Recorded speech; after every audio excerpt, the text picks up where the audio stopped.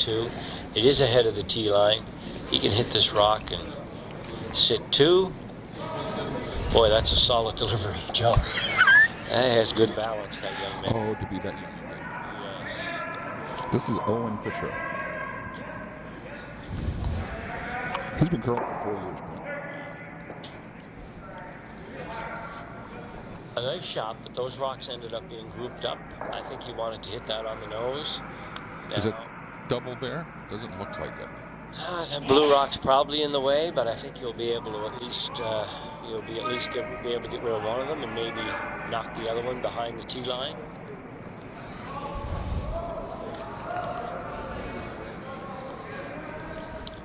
So quick lineup. Team Sheffield. At lead we have Owen Sheffield.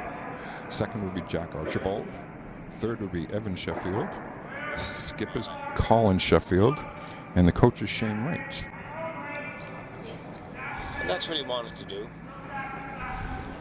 Just get rid of one of those rocks. Would have been nice to throw a little less weight and hold the shooter, but then maybe you don't get the other rock out. So still a good result. So Team MacIsaac lead is Christopher McCurdy. Second is Owen Fisher.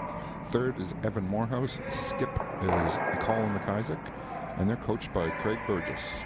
I think you've had a few run-ins with Craig in your day, Brent? I have.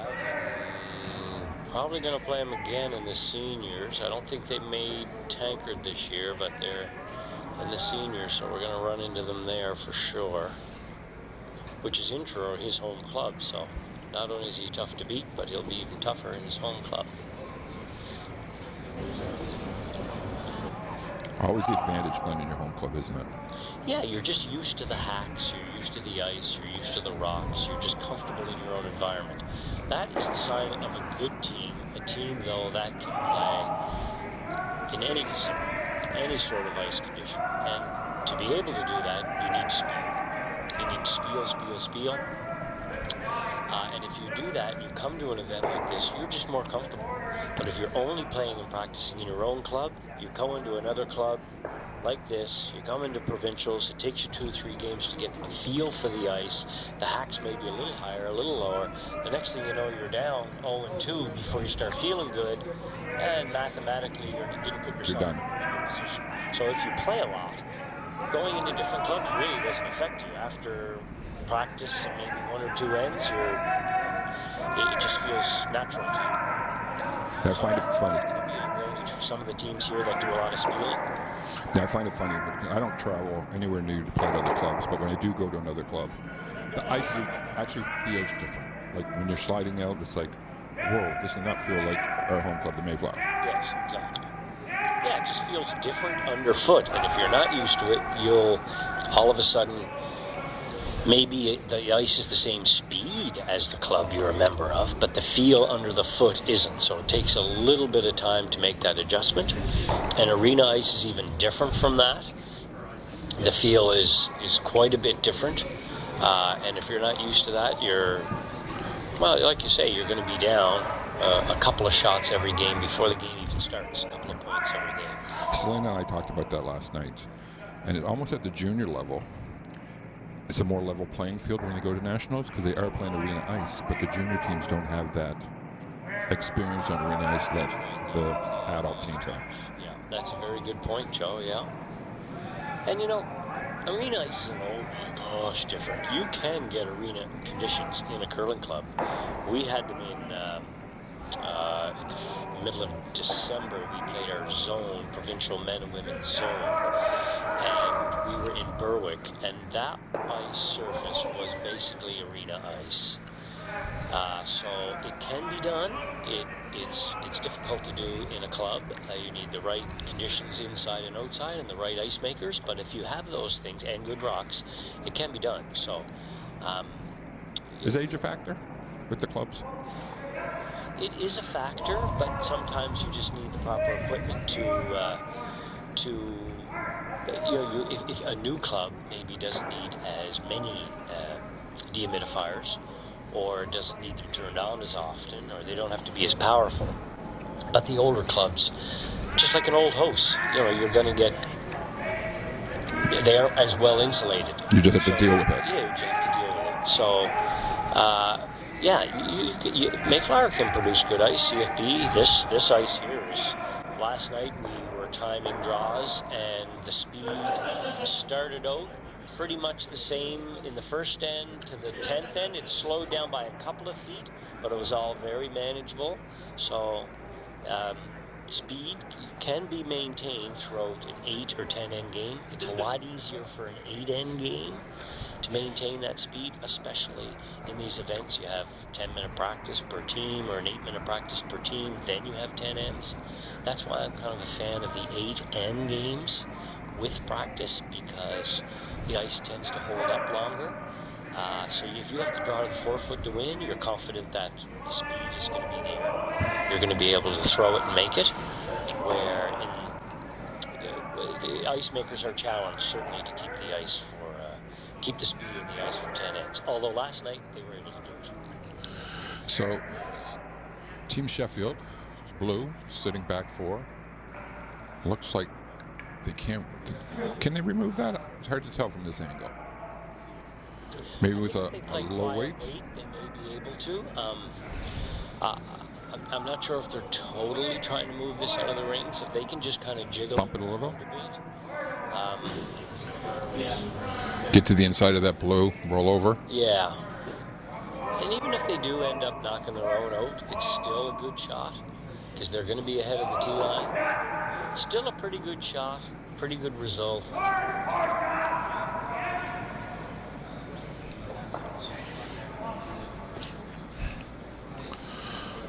So Colin wants to hit this, flip inside, roll to the button. Yeah, his issue here is he has to make sure that he doesn't hit this on the high side and leave that yellow rock in the rings. Was playing like back line weight with this. He is, which is I'm curious as to why you just wouldn't play regular weight. Make sure you made solid contact, but you know, if you make this shot, it's always the right shot if you make it. Exactly. This is the harder of the 2 shots he's playing, but we haven't seen this young man throw yet. Maybe he's the master of the draw.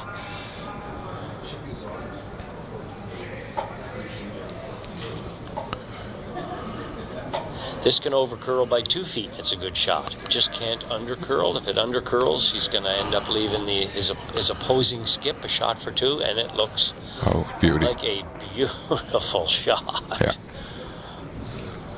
Well, who are we to question that shot, Joe? That was a very, very good shot. So especially in the first end, knowing where to put the broom, having confidence that you can throw that down weight and make that little hit and roll. That was certainly a nice shot. Very tough in the first end when you don't know the ice that well. Yeah, and that's the advantage of both these teams. They played here last night, so they get a good feel for where to put the broom. All sheets are relatively the same. B, C, D, and E. We're not playing on any end sheets. We have the provincial rocks. So there should be lots of curl, lots of glide. This young man, in the first end of the second game of provincials, has to draw against 2.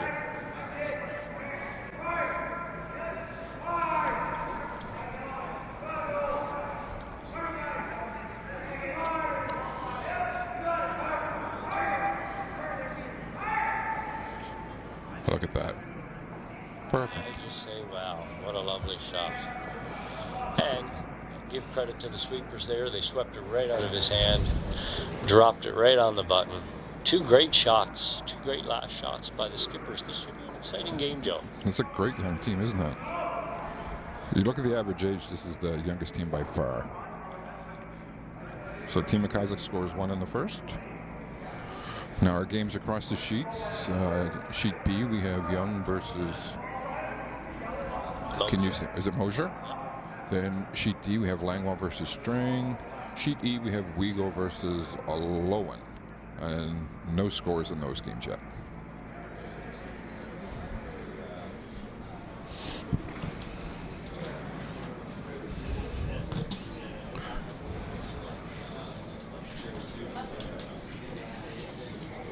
So the winner of this goes to Langley, BC in January. Wow. That's a nice trip, isn't it? Nice trip. A little better weather than here, I would imagine. A long way to go. I hope whoever wins out of the boys and girls goes a couple of days early to get accustomed to which I'm sure they will, get accustomed to the time change. That will be on arena. That will be on arena ice. That will be on arena ice. Yeah.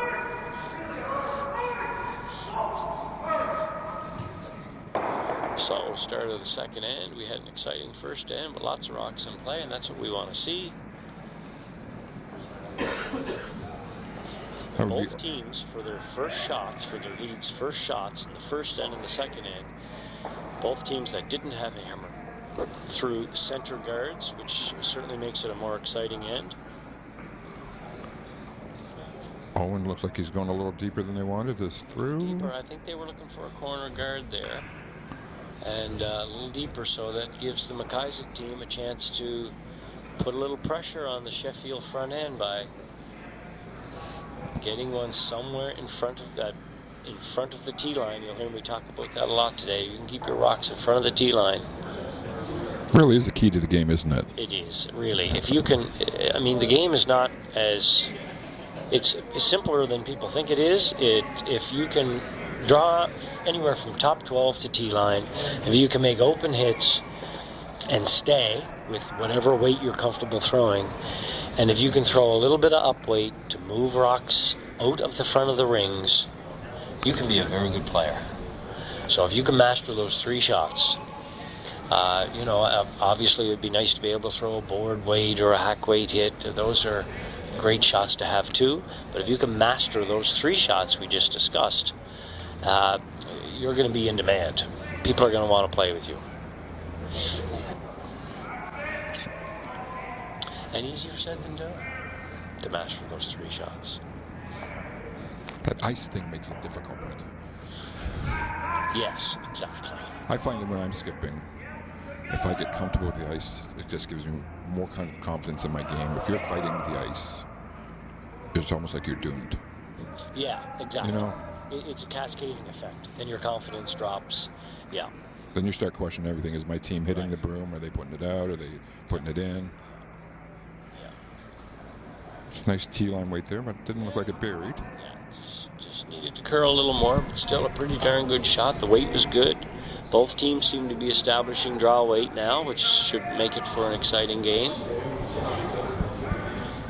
This top shot is tougher than it looks. If you hit this rock on the high side, you jam, and you give Team MacIsaac a chance to, Team Sheffield a chance to sit too. So you really got to make sure that you can hit and roll out on the inside, but you can't hit this on the high side. It looks like they're sweeping pretty hard. So I would say there might just be ticked. Weight might have been a bit down, but I still like the result. If you're going to miss, that's a pretty good miss. Oh, the skipper is indicating that he maybe got that going a bit, but still a pretty good shot.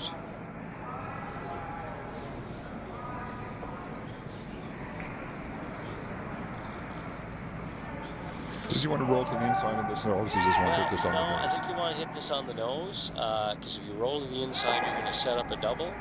So you just want to hit this on the nose, and then what's going on here? Holy flashed it. Now I noticed his first rock in the last end over curled also. That rock may need to be cleaned a little better, or he might have a cutter on his hands, because he tried to make a hit in the first end and he wrecked on the front guard. So there might be something going on with that rock. Now when you're skipping and you know you have a cutter, do you get rid of it or do you play with it? I tend to like to have two rocks that match. Okay. But we can take advantage of that cutter and move it down to the second or lead. My second generally throws the unmatched stones, and if we know it's a cutter, then you can play a lot more board and hack weight shots. You can play a lot more draws, freezes, and it can be an advantage. But you got to catch on to it early. You just got to believe. If you have a rock that's doing something different, don't wait and move it to somebody who likes throwing cutters or somebody who's capable of throwing a cutter or a straight rock. Move it. Find match rocks as quick as you can. Believe it. If you see it, just believe it. Yeah. Which is something like in the past, I have to admit I wasn't that good at, but this year, if we see a rock do something different, we just say, how did you throw it? And if the person says, I felt like I threw it good, and if I say, I felt like that person released it good, okay, let's just believe that the rock does this and let's move it. Now, a cutter for our non-curling or not experienced curling people is a rock that curls more than the other rocks. Right? Yeah. And boy, if you have a lead that likes a cutter, I mean, he can throw that second, so you can throw you can bury around a lot of rocks with a cutter. So, but cutters tend to be slower, so you have to throw them harder. So that's the adjustment for the thrower. So it's not just that it curls more. The rock is probably going to be slower, just as if you have a rock that's straighter, it's probably going to be faster. It's straighter because it doesn't have to travel as far. The rock doesn't have to travel as far. It gets down to the other end quicker. There's a lot of yellow building up in this house right now, Brent. There is, yeah. The good news for Sheffield is they have the hammer. Yeah. And there are no rocks out front. And you know, there's a lot of yellow, but they're all behind the tee line. Yeah. So if a little hit and roll here and if Sheffield turn the end could around. make a little hit and roll, and all of a sudden they could have a pretty easy two. The key is he has to stick around here. It's not just good enough to hit the rock and roll out. You have to stick around. The juniors tend to throw that bigger weight more, don't they? They don't like going to that kind of control board hack weight. No, and on ice that's this quick and this straight when you throw hits. I think really you got to bring your weight down. You should be throwing an awful lot of board weight. Yeah. Board to control. I don't think regular should be rarely thrown unless you're trying to make a hit and roll and you're trying to roll 3 or 4 feet. I don't know if you'd ever really need to throw regular weight. And I think that's the mistake that was made on that shot. It looked like he hit the broom, he threw it good. It's just when you up your weight, it tends to be straighter. And what happens is when you say regular on straight ice and the person just ups their weight just a little bit, it will not curl at all. But if you throw board and you up your weight a little bit, you'll still get movement. And subsequently, if you throw it down with board weight when the ice is straight, the sweepers can hold it. Yeah. So, you know, you can utilize your sweepers a little more.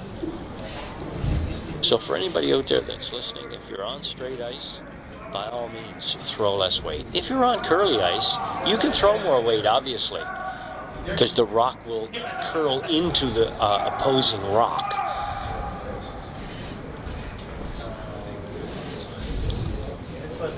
You know, that's twice in that spot. The miss?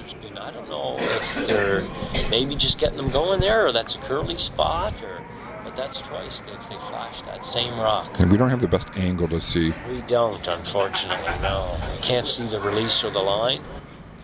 We're kind of off to the side here, you know, to give better viewing lanes for the spectators and coaches. So with this shot, top 12 over on the other side? Does it look like where they're going? Make them parallel, yeah. I'd like to have it actually 8 foot, because if you're just top 12, they can corner freeze to the rock in the back of the 12 foot and be shot. So bite the 8s. Yes, to bite the 8 would be the perfect spot to be, because you can't leave that freeze to the back of the 12 foot, because then you're going to give up the skippers too.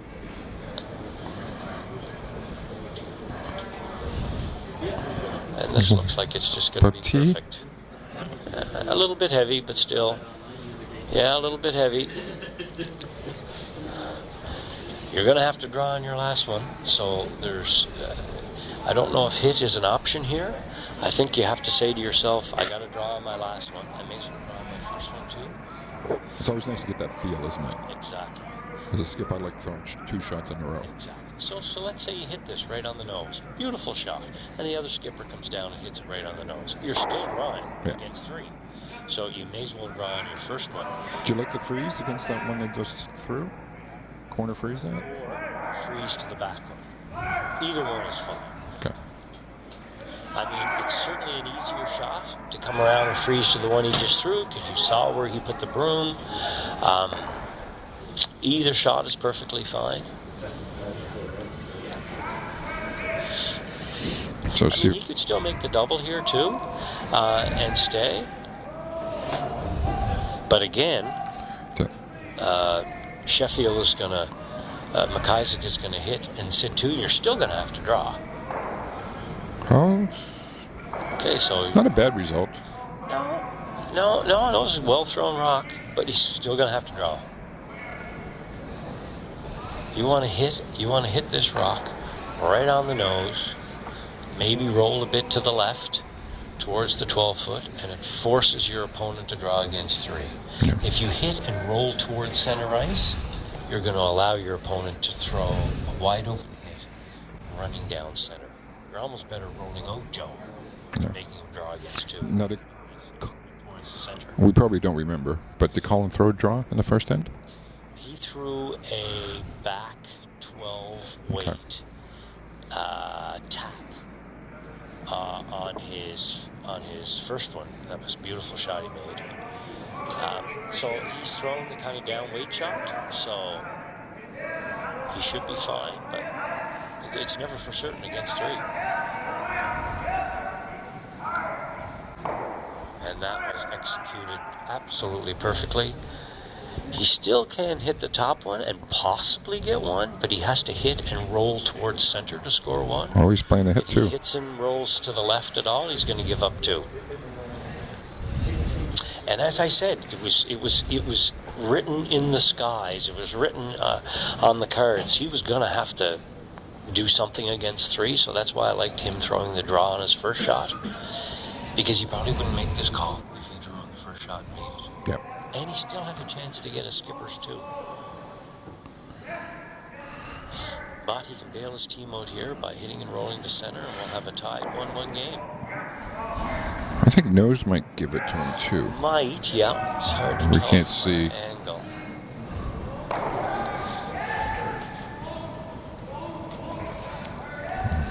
Looks good. Sweepers are on it. Gonna hold the line. And just Perfect. a lovely shot. Great line call. Well executed. That ties it up after two ends, 1-1. Yeah.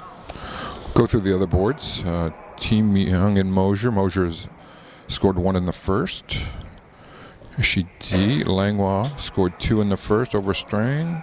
Sheet E, Weagle scored one over Lowen. So they're up 1-0 playing in the second end. Two great shots here, Joe, in the first end by the skippers of both teams to bail their teams out. We have a 1-1 tie going into three. Looks like we're calling for a center guard again, so I'm assuming we're going to have rocks in play again. Why do you like skipping, Brent? I don't, actually, until a couple of years ago. I really didn't like it. I did it out of necessity. But I have to say I've settled into it, and I do like it now. Because I just like the strategy of it, and I like to throw the last rock. But it took years and years to start feeling comfortable with doing it. And now that I do, I'm enjoying it a lot more. But really, I love second. Second would be a position I would, given the opportunity on the right team, I would certainly play. That would be my favorite position because you get to play all the shots. You get to sweep to stay warm. And because the second position now is not just a banger, somebody that goes out and just hits everything like it used to be. He has to be able to draw. He has to be able to throw hack and board. Really, that is, I think, the position where you have to make the most aggressive shots for your team to have a chance to have success. Yeah. So, and I like playing all kinds of different shots, and I think second gives you that opportunity, where the third is basically, if the end is going good, he just continues on with what's going good. If the end's going bad, he's got to try to peel to get your team out of trouble. So that's why I think second would be my favorite position to play. Third is a very busy position. It is. Like you have to be involved in the strategy, know the ice, and wait for sweeping. Exactly. And I like skipping. Skipping, I like the strategy side of it. So I think that's. Yeah, I mean, to each his own, right? I mean, that's why we have four positions. If you can find somebody who is willing to play lead and who embraces the position and who's good at it, everybody else on your team will be a better player. Not because they're a better player, by the way, but because the lead has setting up the ends for you. Everybody else's shots are just easier. So that is another critical position too. If you can find somebody who plays lead, who's happy to be there, and who's good at it, and takes ownership of it, everybody else looks better. Everybody else just they say, oh, you have a good second, you have a good mate, you have a good little team, but they forget about the guy that makes it easier for them to make shots. Right? Exactly. So a lead in today's game is so important with the 5-rock. At our club level, we tend to put the leads in the new curlers into the lead position. I don't think they get a true respect for what the lead position is all about at the club level. Like, I'm the lead, I just throw up 2 rocks and I do something. But the importance of those shots, I know my game's a whole lot easier to play if my lead's putting their rocks. Basically, most of the time they're guards. Exactly. But yeah, I don't think at the club level, the lead position doesn't get anywhere near the importance of what they think it should be. No, and that's true. But it's a good learning position for new curlers, because you're committed to 2 basic shots, right? You're throwing a draw, you're throwing a hit. You're not having to play all kinds of different weights and different kinds of shots, so it gives them a chance to feel comfortable before they want to move up and maybe play another position. But on a competitive level, if you're on a good competitive team, your lead could play second or mate on a team that is still on the competitive level, but it's maybe at an average team. So, I mean, I think of Kelly Middlestad, I think of Kirk McDermott, Donald McDermott. There's a lot of good leads out in Nova Scotia, and they could play any position they wanted. They choose to play lead because they choose to be on good teams. So, yeah, it's an underrated position, and it's funny, if you don't notice the lead, it tends to mean he's doing his job. Yeah. As strange as that might sound, everybody else on your team notices what he's doing, but the people watching might not be as aware, but your teammates certainly are. I find the lead position, for me, it helps me get confidence in what I'm putting down the broom for ice. Like if the lead's hitting the broom, and it's like, okay, I'm confident this is where the broom needs to be for this. So if they're not making their shots, it's like, what's the issue? What are they doing, or is it something I'm doing? A lot of times if you're skipping, you're having to draw to the 4-foot a lot. You're playing the same shot the lead was playing. So if the lead is around the broom with around the right weight, you're comfortable putting the broom down for yourself. If you have to draw to the 4-foot to bail your team out or to score 2 or 3 in an end. So it looks like blue is sitting 3, and they're in a healthy position because they have at least one of those rocks is ahead of the tee line. Now MacIsaac, they do have hammer, but they're going to have to clear out the front a bit here so they have access to that 4-foot. If not, they could be giving up a steal of 1 here.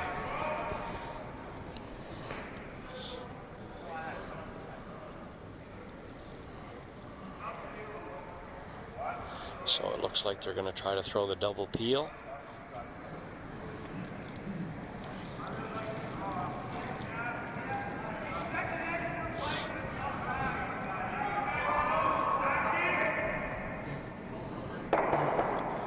Just a terrific shot. It's so lovely, doesn't it? 3 rocks out of there, and one of those yellow rocks stuck around in the ring. That is an excellent shot. It is number 4, but at least they have a yellow rock in the ring. Looks like we're going to throw up a guard here. Team Sheffield is going to throw up a guard. Try to guard that rock on the 4-foot. Who cares about guarding the rocks in the back of the house? They're not important right now for Team Sheffield. That far back, they're not even guardable, are No. Because you can draw down to them anytime. Exactly, yeah. And you want this rock to be about 3 feet off the rings. If it's too high, really, it's not going to be an effective guard. And if you sweep it in the rings, you're going to set up the double. You're going to set up the double. You're going to give the other team a freebie. Looks like that rock is half guarded. Still not an easy shot.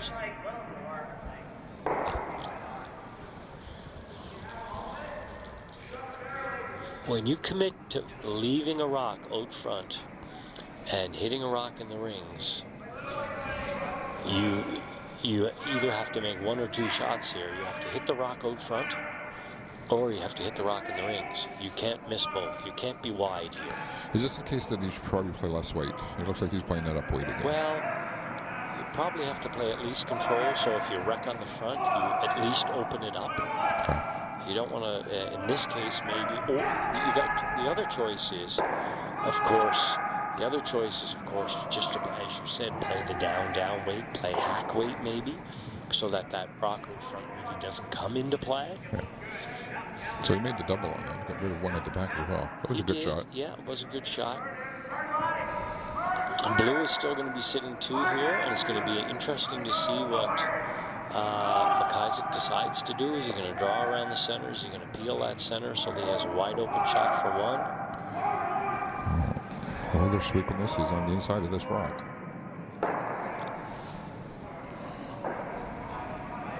Okay, they got a bit of a break there. You know, I'd love to see a young team. Young teams want to hit this rock, and I see him indicating hitting this rock. But you've got a rock that's in back of the rings. You have hammer. I'd love to see them throw a little in-turn draw here to the top of the 8-foot or the 4-foot. You might score a 3. You're probably going to score a 2. And at worst, your skipper's going to have a wide open draw of the 4-foot for 1. So I don't think it's a big gamble, but if you play this hit and you happen to roll out, it looks like he hit and stayed, so a pretty good shot. Just hanging on the back. Just hanging on the back. I almost at times like to think of those ones behind the tee line as reverse guards. Exactly. So if I'm down at the end of the game and there's rocks back there, I'm not moving them. Exactly, yeah. Now this of course, because he hit and stayed, this forces his opponent to hit this rock in back of the 12-foot, and by doing so, you know, he has to hit and stay. If he doesn't, his opponent is going to draw around that center guard and possibly get a skipper's 2.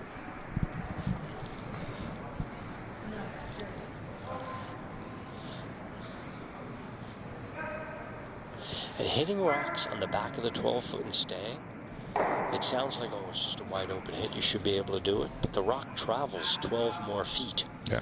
It makes it more difficult. And what a lot of people don't realize is the ice you take to hit a rock on the tee line is not the ice you take to hit a rock in the back of the 12-foot. Because the rock has more time to curl. You need to take more ice. And that's a mistake that a lot of people make, and it looks like that rock is curling up for him. And I would say just enough. That's probably the mistake they made there. They probably threw the rock great. It was the weight he wanted. Everything was great. But you need to take a little more ice when the rock's in the back of the 12-foot. They're just going to move a little more. Yeah, and exactly. The rock 6-8 feet. Yeah, it travels 12 more feet, so you need to take more ice.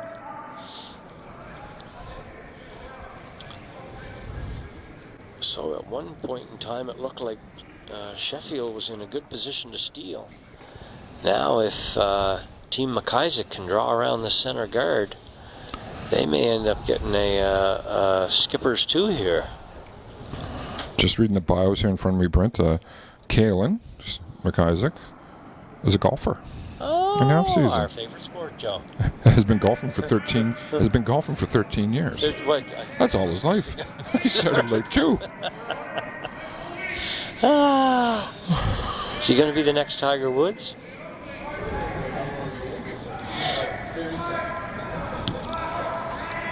Boy, these guys are certainly bearing down. They're sweeping quite hard. The mate's standing up. I don't know if he has enough weight to get to the rings. Didn't quite get there. No, didn't get to the rings. He had a chance to. He made that draw 2 ends ago against 2 for 1. Now he's chasing. I'm surprised that he didn't get that rock somewhere in the rings, but. See how Colin is with his draw weights? It's never easy, Joe. It's never easy. I don't think the curling gods help at times, though. I think you know, you're sometimes right. it's like, oh my God, they're against you. And sometimes, you know, when you're a young player in particular, if you're drawing against two, you're really concentrating. If you have an open draw to the ring, sometimes think, oh, ho-hum, it's an easy shot. Yeah. It's a 3-foot putt. It's no big deal. But how many times do people not concentrate on 3-foot putts and they miss them? So I think that may have been a little case of maybe not quite bearing down as much as he did in the first end when he made that lovely draw. Oh, that's the shot right there. That is the shot right there, top of the 4-foot. He might have room to get to the button, but that's about it. Yeah. Well, let's see if he can do what he did in the first end. He threw an in-turn draw in the first end. Now he's throwing an out-turn draw.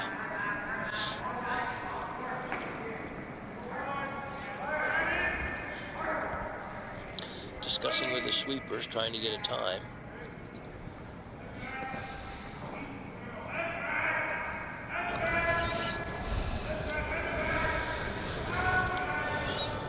Joe, I think they bought their jackets thinking they would grow into them, which is a good idea. Jackets are very expensive nowadays. Those go for about $150 There's in that ballpark? $1,000, I would say, For the team? Outfits. Yeah, for the team, including shirts.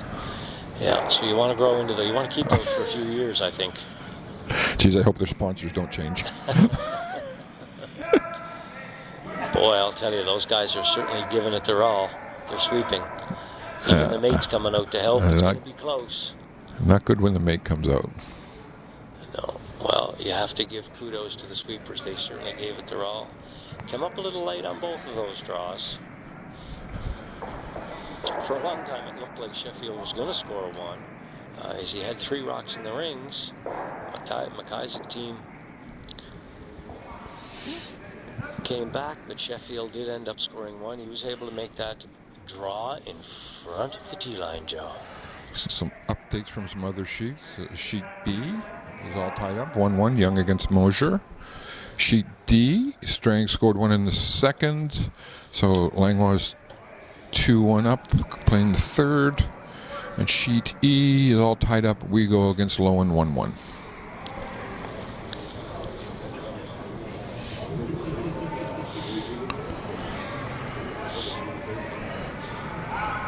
So this event is sponsored by A&J Campbell. Make your best move. Make your best move. A&J Campbell. I don't know about you, Brent, but I'm done moving. I'm done moving. I know. Yeah. Unless I'm moving to Florida for 6 months a year. Well, yeah. Make that move. I think A&J Campbell would be a good company to help me move to Florida for 6 months. Did you go down this year? Or you went to the Dominican? I went to the Dominican, going down in February to play some golf. Yeah. Golfing and curling, they kind of go hand in hand. For me, anyway. Don't get me started on golf. Two frustrating sports. It's funny, we play both of them. A lot of people play both of those sports, and they're two sports that can be very frustrating. One day you can have draw weight, the next day you won't. One day you can putt, the next day you can't. Yeah, the sports are very similar. Yeah, it's figuring out what am I doing wrong? Right. What am I doing different that I wasn't doing? I find that delivery and curling, there's so many little things in it. It's like, especially as a skip, you're thinking so much about strategy that sometimes my delivery lacks something because I'm spending too much time concentrating on the shot. Right. And that's one of the keys to skipping. You got to be able to, you got to be able to shut that out. It's easy to say. Yeah. And this year, last year, and this year, probably the first 2 years that I felt more comfortable doing that. I don't worry about the fact that I have to make a shot against 3 or a shot for 3. I have to hit the rock here or there. None of it's relevant. I just feel if you throw the rock, you hit the broom, you throw the right way, whatever happens, happens. If you do those things more often than not, good things are going to happen. So I try not to concentrate or think at all about outcomes. I don't worry about outcomes. I let outcomes take care of themselves. I think if you can set your mind free and not worry about outcomes, you'll end up being a better skip, a better player, period. So Team MacIsaac's trying to go around their corner. I think he tapped a tee line. Needs it to finish a little bit. Owen is on it. That's a pretty good shot, right? Yeah, good sweepers. Yeah. I'd put him on my team. I'd take him. My team too. Yeah, I'd have those sweepers too. Yeah, both teams, good little teams, that's for sure. And they're both so young. We're going to see them for a long time. A lot of these young men might be in the final in the next couple of years.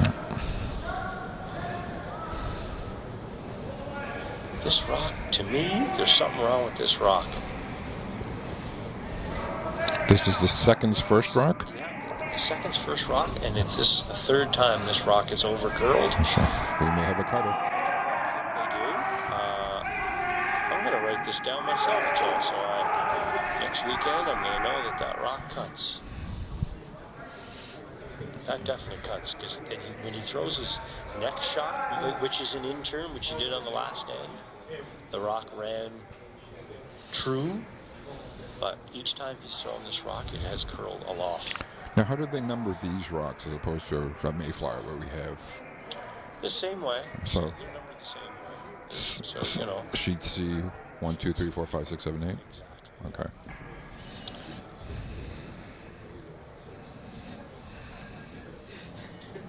Our team has a book on these rocks, but they've been newly honed, so we played with them about a month ago, and there are some rocks here that are cutters and some that are a little straight, but all in all, these are fantastic stones. There's lots of bounce to them. You don't have to throw a really huge weight to make doubles or to make hit and rolls. You have to be accurate. But you don't need to come out of your shoes, as they say. Not like a lot of the club rocks that are older and they go thud when you hit them. A lot of times when people see games on TV, they say, oh, that guy just made a triple. They can't make that at my club because I can't throw it hard enough. Well, maybe you can throw it hard enough. It might be your running surface and or your rocks. The rocks they have on TV, they bounce. If you see a slam event, those rocks bounce. Yeah. Are they only used for slam events? Yeah. So Sportsnet owns their own rocks then? Is it Sportsnet? Ice maker who makes the ice for Sportsnet, I believe, he owns the rocks. Okay. Now, when we talk about honing the rock, I have never seen it done, but I heard it's just basically they have a box with sandpaper on the bottom and they run it through twice. Is that? No, that's papering the rocks. Okay. When the rocks are honed, they actually have to send them away, and they're done in an industrial complex, and the rock is basically remanufactured. The bottom of it is totally resurfaced again. Now, is it the manufacturer that does that, or is it a third-party company that does that? You know, that's a good question. I think that's twofold. I think there's a couple of companies in Canada that do that. It takes a while. It's very expensive to get done. But if you don't do it, a lot of clubs end up going over buying new rocks. They didn't need to buy new rocks. They just needed to rehome their own ones, their old ones. I'm interested by the shape of the rocks. I've got to a point now, this is the rock from Scotland, as opposed to the Canada curling stone rocks. They tend to have a different shape to it. Have you noticed that? The other rocks tend to be they're a little higher, aren't they? And they're more tapered down to the running band, like the hitting band, where these kind of go out more and is more of a square thing. Yeah, that's an interesting, I never thought of it really, but now that you say it, yeah, you're right, they're a little different. Because remember at the club, when we had it 3 years ago, we had both sets of rocks there? That's when I noticed it. And both sets of rocks are good. It just depends on your ice surface and which ones your club chooses to buy. These rocks are, at one time they were, I believe, used in a world championship. And then Jeremiah Anderson, who used to run Curl Nova Scotia, come up with the idea to buy curling rocks. And at the time, there were people that balked against it, but it ended up being an excellent move because now, wherever the provincials are held, whether it's juniors, men's, women's, mixed, seniors, these rocks go to those provincial championships.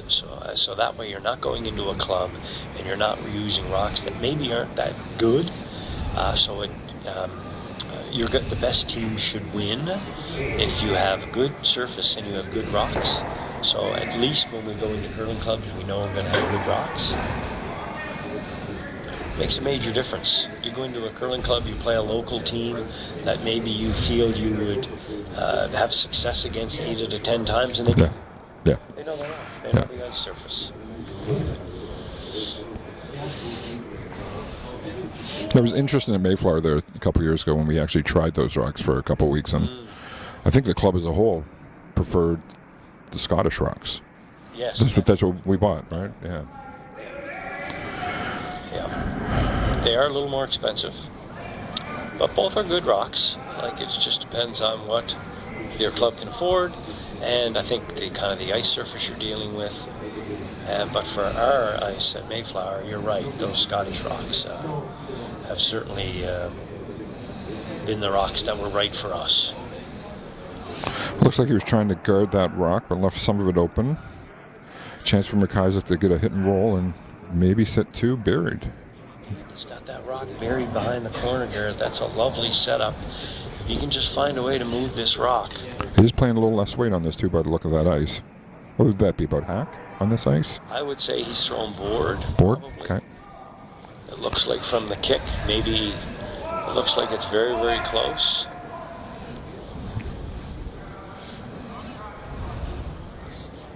That lovely roll. That could not be executed any better. He's now sitting 1 and 2 behind cover. Joe, I think we're going to have an exciting end here.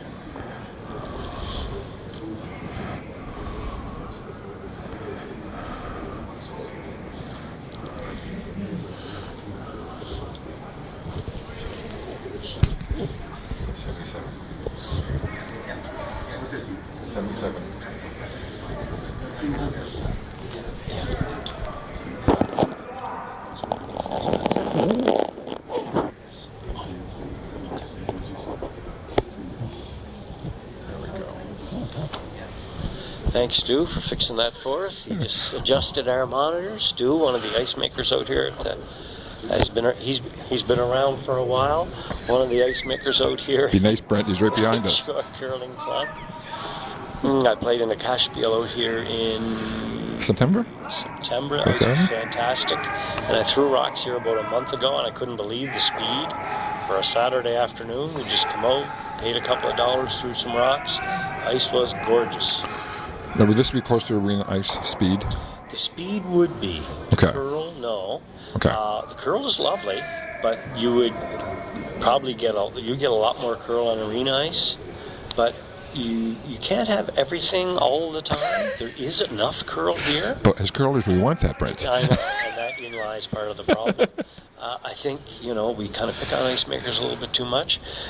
If the curl is consistent, and if the speed holds for 10 ends, 8 or 10 ends, depending on how many ends your event is, that's all you can ask for. If you're asking to nitpick on a little more curl or a little more finish, or I think then you're doing a bit too much whining.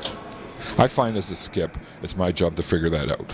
Yeah. You can't change it. Yeah. You have to figure it out. And it's the team that figures it out first that tends to be more successful. Exactly. I think that's why the juniors keep coming back here too, because this is their 3rd year, and I know in previous years, like even 8 or 10 years ago, they were here for quite a few years. It seems to me that the juniors like this facility, and I can understand why. Have a timeout on sheet C. Stu and Brian Rayfuse do a fantastic job, and they care, and that's one of the biggest thing about finding good ice makers. You need somebody that really cares about what they're doing. That was a nice shot. It was a gutsy call coming around that center guard. I love it. I'd like to see the opposing team maybe peel that center guard and make him guard it perfectly on his last one, because if he doesn't, you're going to have an easy 3. Yeah. But here's the problem, Joe. How do you peel that rock? Yeah. If you peel it There's all kinds of jams there. you run it into your own yellow, you peel it on the red. So it's a tough peel. Maybe your other option is to try the run back. So, well, the run back, if you make the run back, at least you have control of the front. Right. The issue is if you just miss the run back and you leave another rock out there, you're giving up a 2. You're giving up a steal of 2. So there is risk and reward in both calls. It just depends on what you're comfortable with. I like the run back myself, and you just tell the guy in the rings to make sure that if it looks like we're not making the run back, roll the shooter. Roll my shooter somewhere. Yeah. Give me a draw to the 4-foot, please. Yeah. There's also an in-off on the right side of the rings. There's a blue rock out there. So worst comes to worst, if you hit maybe a fifth of that rock, you can roll into the rock on the button and score your 3 that way. Yeah. So, a straight peel or... He's looking at the run back. Yeah, I love the call. I think I like the run back. I think the one on the side, the in-off off the one on the side, I think that's more near the end of the game where you really have to score. Yeah, and you wouldn't throw it in this shot. It's more for your last shot. Yeah. And the beauty of this run back, you could make the run back and roll your shooter so that your opponent has nowhere to hide. Yeah. So I love this shot, yeah.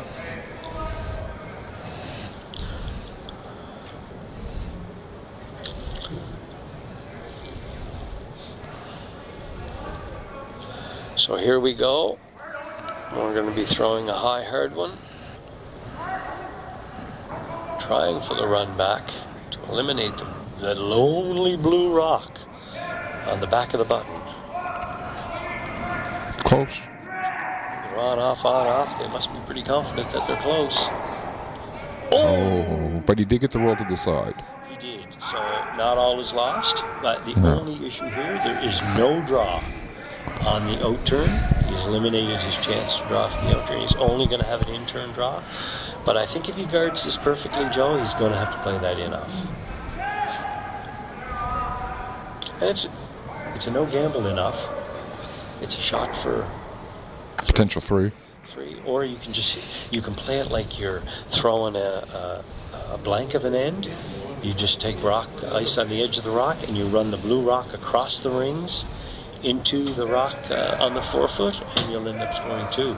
That's an even easier shot, and with no risk. But, throwing a guard and knowing you have to make it perfectly, getting the broom in the right spot, having your sweepers judge the weight properly, this is not an easy shot. If he's a little heavy, he's going to leave an easy double for 3. If he's a little light, he's going to leave an in-turn draw tap. Looks like they're trying to get it to curl. They need it on that center line. I'd say he has that covered pretty good. 2 lovely shots made by Team Sheffield. Skip really bailed them out this end so far. It looks like he only has the in-turn draw, doesn't he? Out-turn. We can't see if there's a hole there. Yeah. That's the problem. The hole was there. Could you come back with like a back ring weight, maybe tap that? You could. I just don't think that out-turn hole is there because when he played the run back, he kind of took that shot away. Yeah. When his yellow rock moved over, he has the slash. That's the only shot he has. And it's a shot for 2. Yeah. So he can play the draw attack for 1. It's very difficult. You can play the slash for 2. Yeah, he's drawing. Very difficult. Why not play the shot that gives you more of a reward? Especially in the first part of the game. He made in the first end, he made a lovely draw to the button to score 1. So if he can find that weight again and get that correct line, he certainly can score here 1 here. Yeah, he came up short in the last end on both draws, didn't they?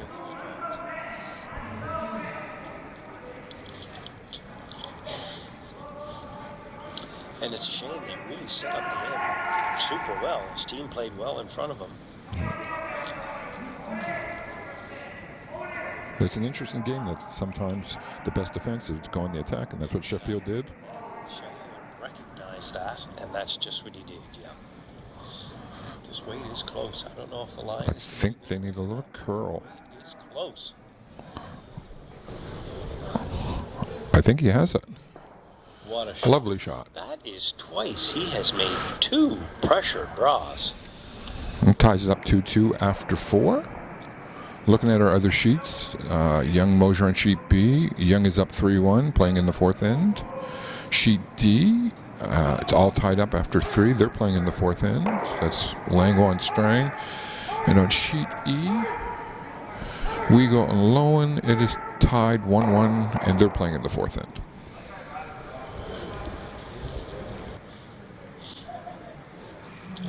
I love the way the sweepers didn't panic on that draw to the button.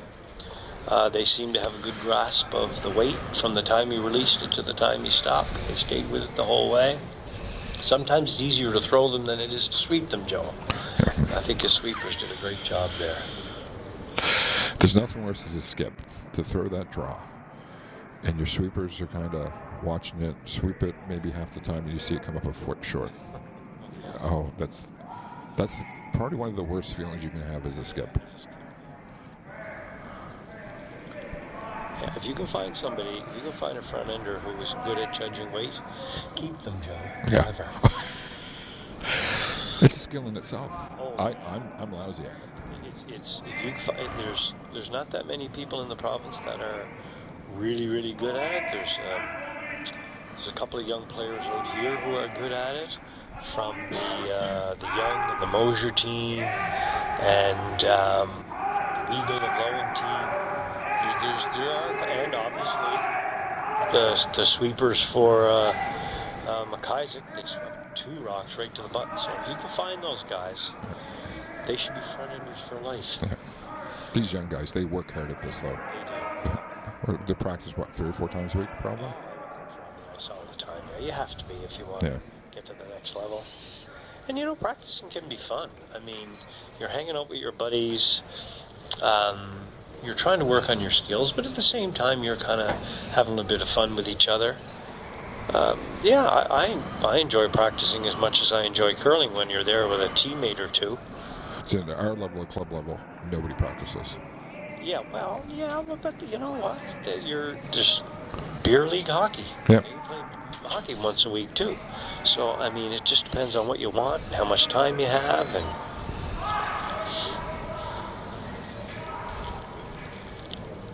If you see club curlers practicing, it's mean they've got something bad going on in the game and they're trying to figure it out. Right, yeah.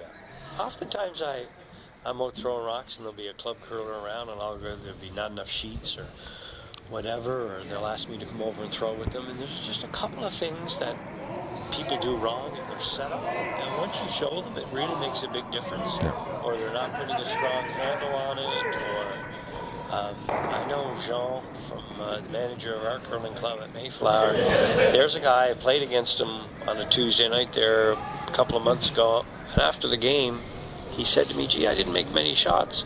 I said, "Jean, you're sliding up the line beautifully." I said, "But you don't have the handle in the right starting position, and you're not putting any handle on the rock. So your rocks are curling different amounts than everybody else." Yeah. And that's why you're having issues. So I've talked about it. I haven't had a chance to throw with him yet, but if he just changes that, he's going to go from pretty good curler to a really good curler just on that one change. So there's a lot of club curlers out there. It's just 1 or 2 things that they don't do, that they need to do. And the only reason they don't do it is they're not playing or practicing with the right people who are able to help them. So I like some of these clinics that some of these teams are putting on now. Yeah, Team Driscoll. Team I Driscoll. put on a couple for we went to one of them. Fantastic idea. Yeah, it builds club spirit too. Exactly. Because sometimes you feel like there's a gap between your competitive curlers and your club curlers. Yeah. I know you play in our closing every year. Yep. And it's a great way to meet people. Exactly. And a lot of those people volunteer for different events. And what Driscoll did was fantastic. They had a really good turnout. That turned people away. Yeah, the first one was packed. There was almost too many people. Yeah. No, it was impressive for sure. And all those people will get something out of it. And you're around people that are of the same mindset you are, right? They're all interested in the game, they love the game, they like hanging out together, talking about the particular sport they play, whether it's soccer, baseball, basketball, it doesn't matter. You're in amongst your peers who all enjoy talking about the sport. Those clinics are a lot of fun. I'd like to see more clubs do those. I'd certainly be willing to go into clubs and do those for groups if the right weekend worked. I think it would be a good team builder for your club, good atmosphere, a lot of fun. I've always felt that there's not enough training for all our people. We get them into curling, they become club curlers, and then that's it. You know, you curl your 1 or 2 nights a week. Yeah. But you don't get a little bit of instruction. Right. It builds kind of the unity in the club too. Yeah. It makes them feel like they have ownership of the facility. No, it was a fantastic idea. I'm glad they did it, and it was a success. I'd like to see other clubs do the same thing. So MacIsaac looked like he has one buried. We have the TV on the wrong channel, so we can't actually see. Can we get that? What's our channel? And there we go.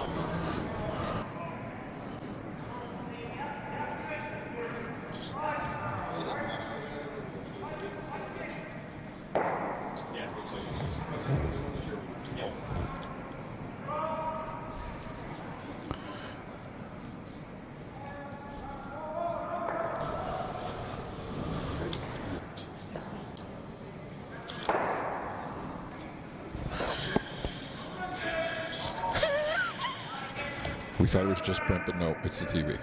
It's usually just me. Yeah, that's bad. So older people with remotes is not a good thing. You know you're in trouble when you start answering it. Again, these teams, every single end, there's rocks in play. Yeah. Both skips certainly seem to have confidence in their ability to draw. And that makes it it's just more exciting game to call. It's a more exciting game to watch, more exciting game to play in. Your team has to be on every shot. The sweepers have to be aware. The line callers have to be aware. Everybody has to be into it. There we go. So he's sitting, biting the 4-foot, fully buried. Some serious. Great ball and chime in front of him. I'm not sure. They're going to have to throw this like Kevin Martin, I think, to eliminate a bunch of rocks. He's going to make at least a couple of those go away.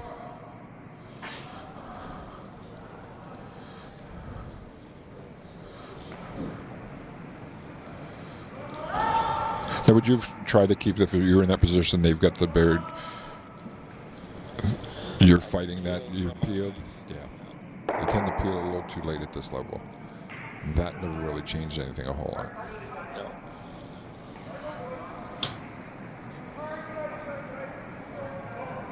And you know, you don't need to throw it 200 miles an hour.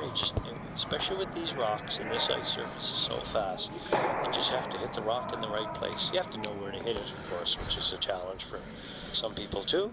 But, you know, knowing where to hitting and throwing a positive handle, and not overly hard, though these rocks will bounce, bounce, bounce. Our last game before Christmas, we're up by 2. The other team has 3 guards and one sitting top 8 or top 12. And my second, who was sparring with us, I wasn't comfortable, and he doesn't throw a normal type weight. Most you're going to get is a control type weight. So I'm thinking I need to run at least one of these guards, hopefully 2. He hit it in the perfect spot. We got rid of all 3 guards. Oh, lovely. The 4 of us were just kind of looking like, I can't believe we did that. Of course, he flashed his next shot, and they got another guard up, and we're fighting at the whole end. But the fact that he ran 3 guards, 1 shot. Especially your second, because you're not really running guards at the club level. Yeah. At second. Yeah. But you know, one of the keys for people out there listening who are at that level, if you just throw the same weight you throw in a hit, but put an extra handle on it, so turn the rock a little more, the turn of the rock will make the other rocks that you make contact with bounce and spray all over the rings a lot more. So just that momentum of turning the rock a little more will give you the bounce effect you're looking at, and you don't have to throw it as hard. And those are the little things, like you say, if you put on a club clinic that you can help people with, right? You can say, you don't have to throw it as hard as they throw it on TV. They practice every day. They play every weekend. Yep. It's different for them. But you can still make those shots. You just have to throw them a little differently. Well, that was a aha moment. I didn't know that. I've been curling 12 years. See, that's what I mean. There's small things that a clinic could help a lot of people with. Yeah, the challenge, of course, in that is people try to put more handle on it, they flip it out, or they turn it in. Yeah. It is something you got to try. Yeah, you have to practice that. Confidence.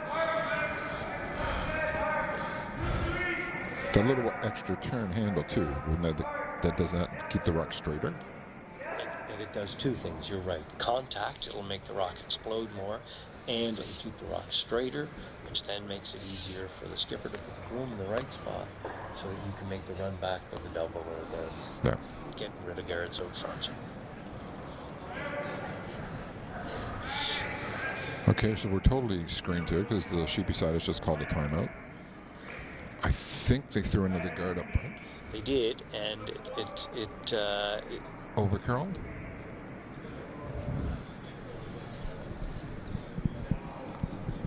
They're still in that mindset of peel, which they have no choice. They have to peel. And I like where that yellow rock is. It's in front of the tee line, my favorite place. Where do you have to hit this for both to go? Well, it doesn't look like he's trying that. To me, it looks like he's just trying to get rid of the one that's on the 4-foot. But yeah, to get rid of both of those rocks, you really, you have to throw the oak drum for starters. And you have to hit it basically anywhere a half a rock to get rid of both of them. Wow. Oh, I don't know. That was a pretty darn good result. It was an unconventional way of making that. A lot more difficult to make it that way, but he still did make it. So, hey, you have to give credit where credit is due. A nice shot made by the skipper. Now, maybe he's going to have an opportunity to score two. He's going from look like he was in purgatory to he's going to have a shot to score two. So look how MacIsaac wants to hit that yellow. Extremely aggressive shot. He's probably just going to play very lightweight, so just in case he doesn't hit it perfectly, he should still be sitting two. He wants to sit three after this, so that looks like his call. Sheffield has hammer, though. I like the guard myself, because they just played it 6 times in a row, so he knows where to put the broom. But if he makes this, he's going to sit 3. Again, it's going to put pressure on the opposing skip. Should be a wide open hit, though.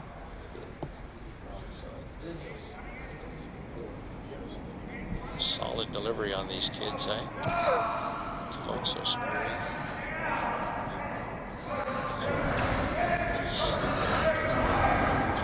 Looks like they're sweeping to make this rock curl. Oh, and a nice shot to sit 3. Yeah, always nice to make the other team skip look at a bunch of stone he's got to draw against. It is, yeah, it is. It but is. He's going to hit. He's got a hit, but he's got a wide open hit. I would have liked to see him guard this on his last shot. Because they had an opportunity to steal, and it looked like they were going to steal all the end. But, you know, hitting against 3, you have to make it. Yep. Looks like he's throwing a more controlled type way too with that broom. Yeah, I would say he's probably throwing a little bit controlled aboard. See how they kick. Yeah, it looks like he's throwing nice control weight. Sweepers are on it right away. Oh, that's never a good sign.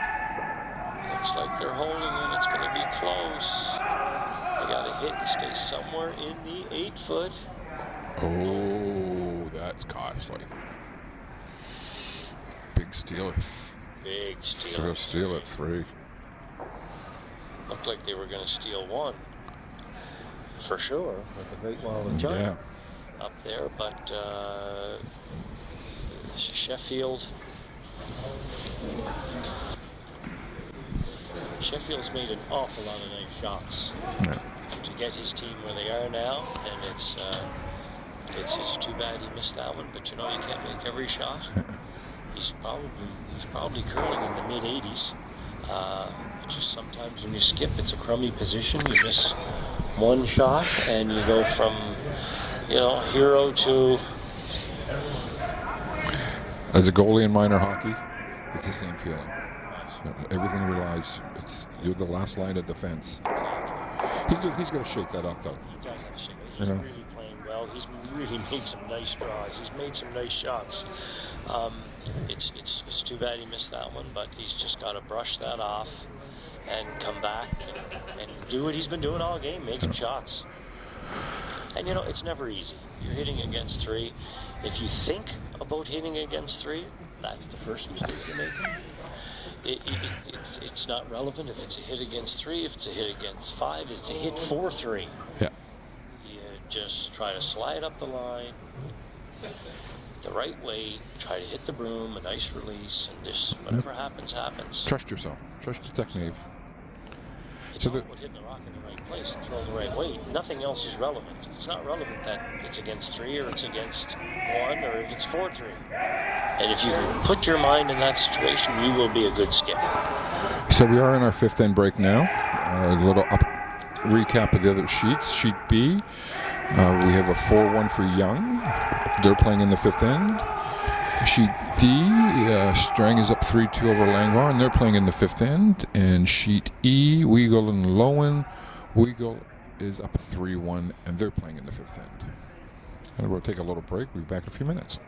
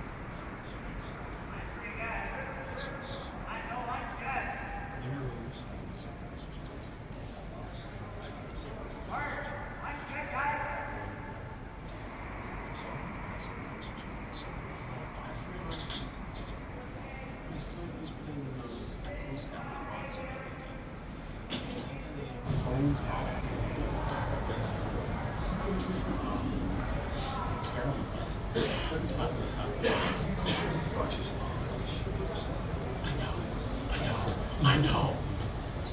Yeah. Even oh yeah, I know. Like, yeah. So I must tell you something. And then we got the emails from a few of the teams. I do need to see it. I know what they would do.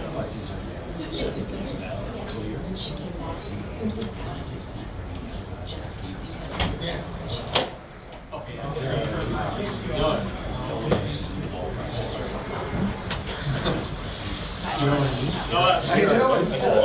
good. She was asking her. When I see her,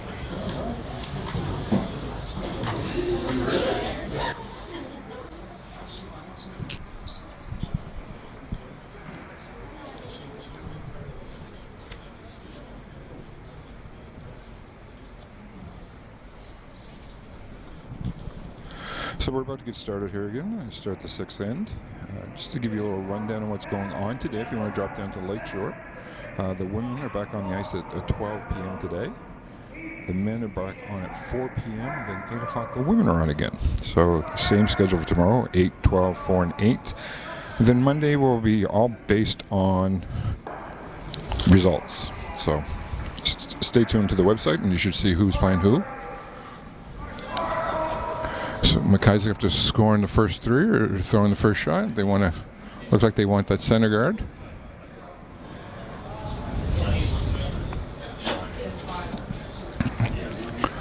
Oh, they're bringing it in. Probably want it top four.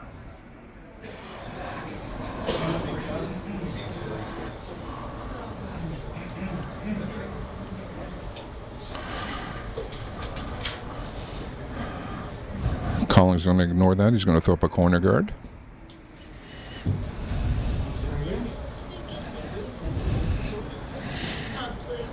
Owen throwing this. Owen Sheffield, 15 years old, curling for 5 years.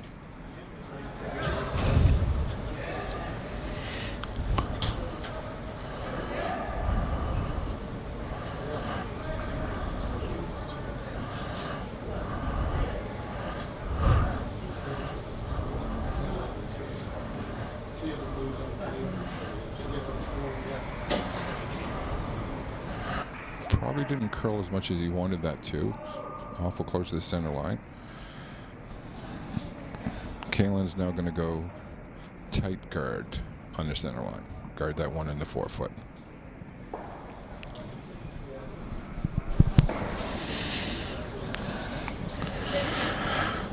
Christopher throwing this shot. He's been curling for 7 years.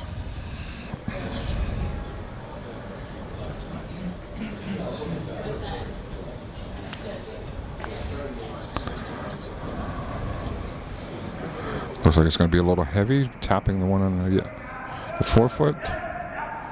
Oh, coming behind it.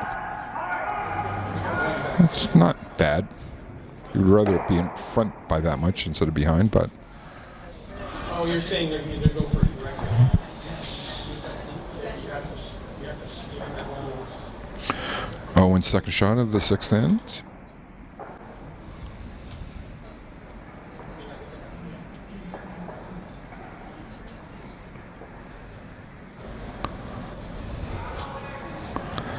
Looks like he wants to tap this and roll behind that center guard.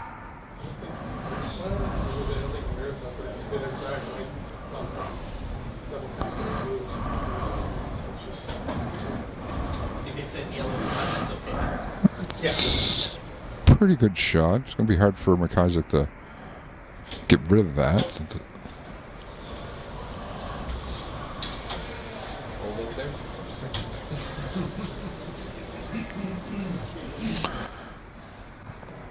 So Kalen wants to, he's thrown more weight than I thought. Hopefully get to the inside of this and sit in front of his yellow.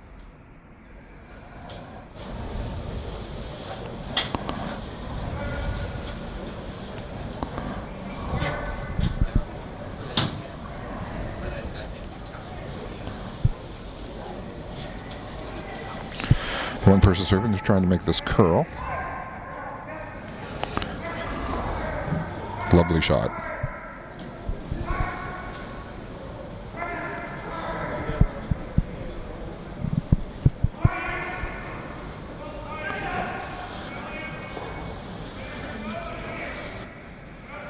Colin not liking the look of things. He's going to run that guard. Right, they're finally catching on that they want to run some guards and not let the wall of granite build up. For a glass glass of water, and I go for a glass of water, and I come back, and yellow's sitting 3. Yeah.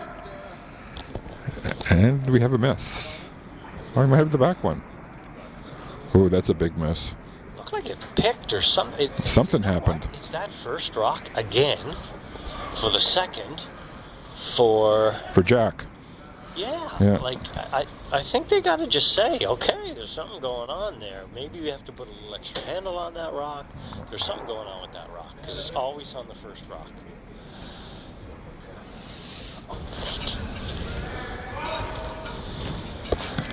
So he wants a number 2 guard, which would be halfway between the hog line and the top of the house. Probably doesn't want to cross the center line.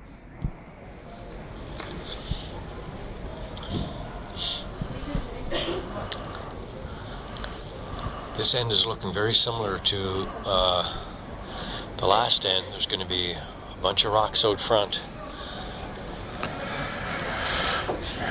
And Colin just tapped his broom, so I think he's feeling that Jack is probably not hitting the broom.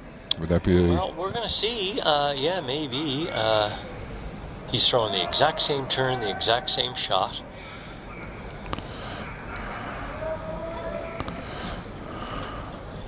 And this time it didn't curl enough. No, I do believe. We have a cutter. Maybe his release doesn't put maybe as aggressive a handle on it as you have to with these stones, but still, it's his first rock that's way over curling. And his second rock, he seems to be in the ballpark. He's making either the A or the B shot, so there's definitely something going on with that rock. And at that age, they don't recognize it, right? That's the issue. You just got to believe it. You see it, believe it. Yeah.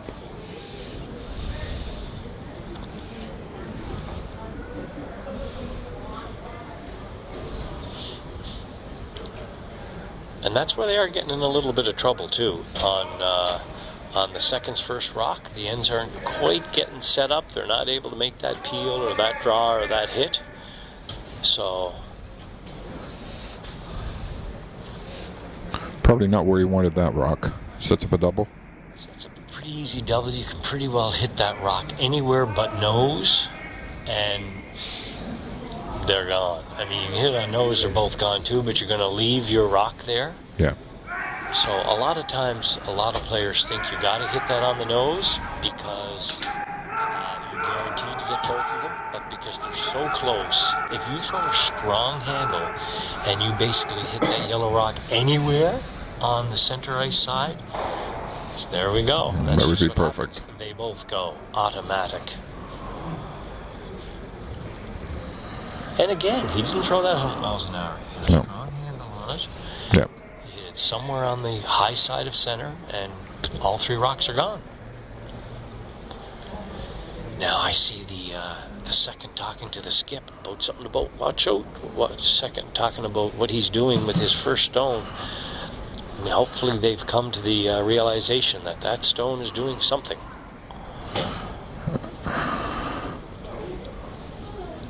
Now that move there that the skip just, who was it? Kalen. Do you think he should go out and sweep that when the 2 sweepers aren't sweeping? No. Wouldn't the trainer thought you should stay in the house as the skip Stay and watch the rock? You gotta believe. Everybody has a job to do. Yeah.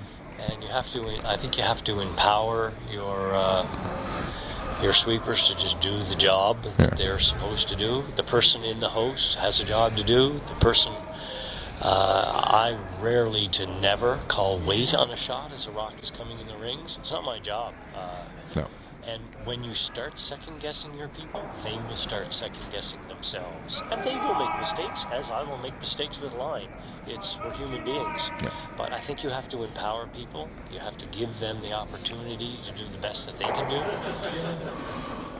And does the third person really add that much? If the other 2 people are sweeping, they don't add enough to justify the importance of getting that line call right. Now, you'll remember that Brad Gushu had to draw to the 4-foot to beat Kevin Cooey in the Brier final. The St. John's? In the very last end in St. John's. And Walker, when the rock got to the hog line, and Brett Glant swept it in, Walker swept it right out of his hand. He was light. and Walker peeled off. Yeah. But Walker, we now know... He had a shoulder issue, didn't he? He had a shoulder issue. Yeah. So he peeled off because he let maybe the second best sweeper in the world, other than Brett, get up and sweep. And they were able to just get that rock to full floor and win the Brier. It was a very exciting time in Newfoundland when they won that Brier. It was great for curling in Atlantic Canada, that's for sure. But so, I mean, sometimes, yeah, it's advantageous to come out if you have a player that's injured, but that would be the only reason. Yeah.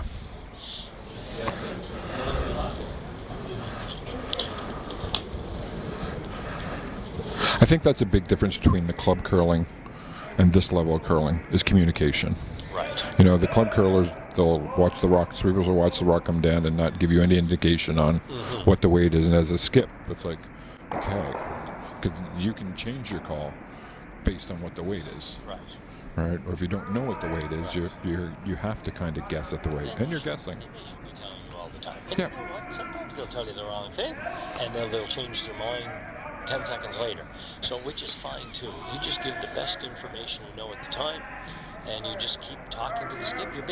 You're carrying on almost like you're carrying on a conversation, Joe. Yeah. From the time the rock is released to the time it hits.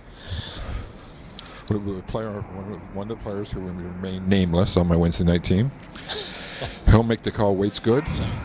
No, I'm not. Okay. No, my wife is perfect. My wife is perfect. All right. As soon as he makes the call, the weight's good. I pretty well 90% of the time have to yell sweep. All right. It's become a running joke on our team. A person called out, gave the name out. If he calls that, it's good. But you know what? That's good. At least you know. Yeah. That was a heck of a shot. Yeah. It turns it around. This gentleman these two skips can really draw. MacIsaac had to draw twice to the pot to save his team, and Sheffield has just made a game saver draw to the button. I think maybe MacIsaac is just going to maybe draw down on top of it and say, hey, take your one. One's fine. You couldn't walk down and place that, No. Joe. Oh, it's turned the end around for him. He was in trouble till he made that shot. Game was, yes. Game might be over if he doesn't make that shot. He He's up a 3. He pretty well has to score in this end. Yes.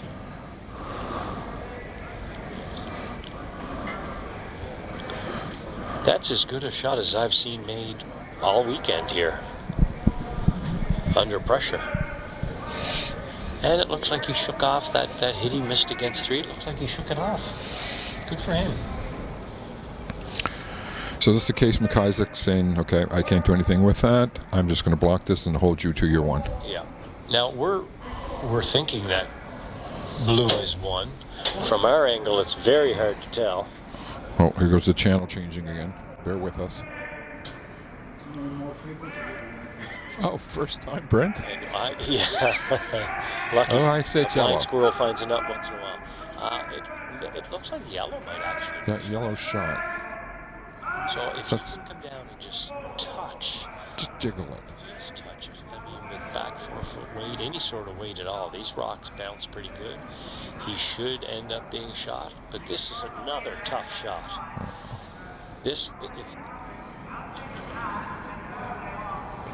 If Sheffield scores 1 here,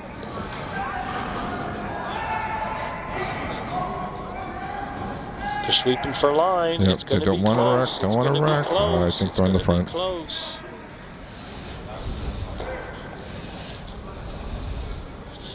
He wrecked now. It looks like yellow is 1. Still was a game saver shot on his first one.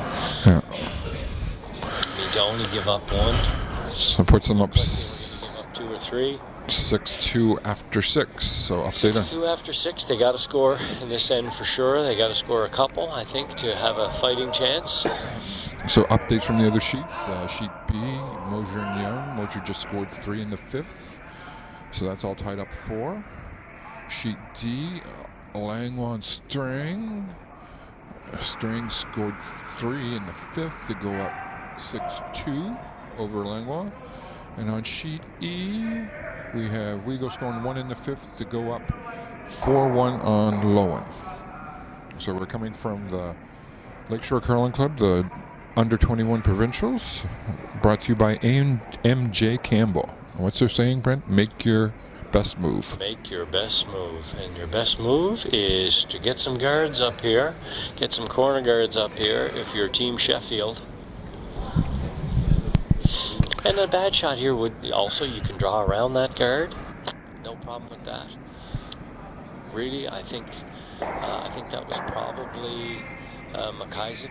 I'm hoping that they would have wanted to put that in the forefoot. You're up by 4. Yeah, you don't really want guards. You're up at by this 4. stage. You really don't want guards.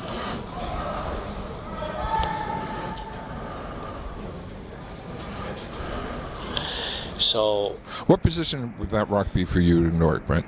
Like if where that guard stopped as a number 2 guard. Yeah. Where would you ignore that if you were like not try to go around it and throw up a corner guard? I would go around it. Okay.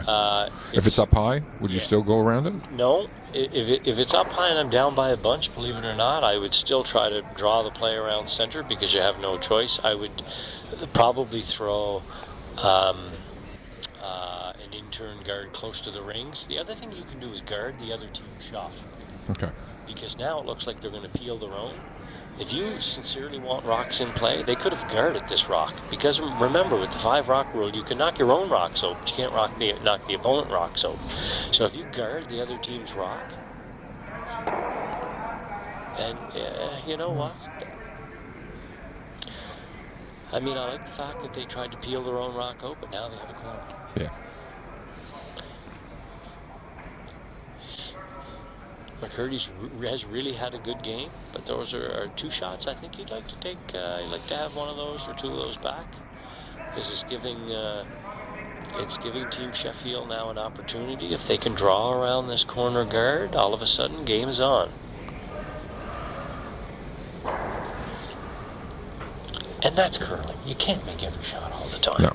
I mean, you can't. It's like baseball.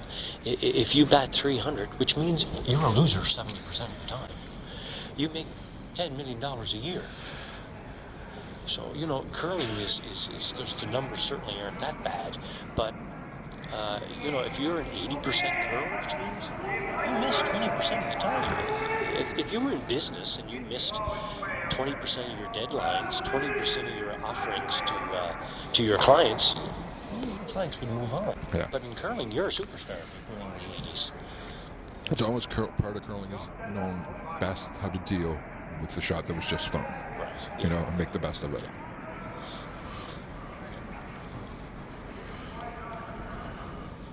Oh, that's a lovely shot. Oh. We couldn't remove that one. Exactly. There was They a don't guard. have hammer. Now, I'm going to be curious to see the second for Team Sheffield is throwing that first rock again. This is the cutter, isn't This it? is is a cutter.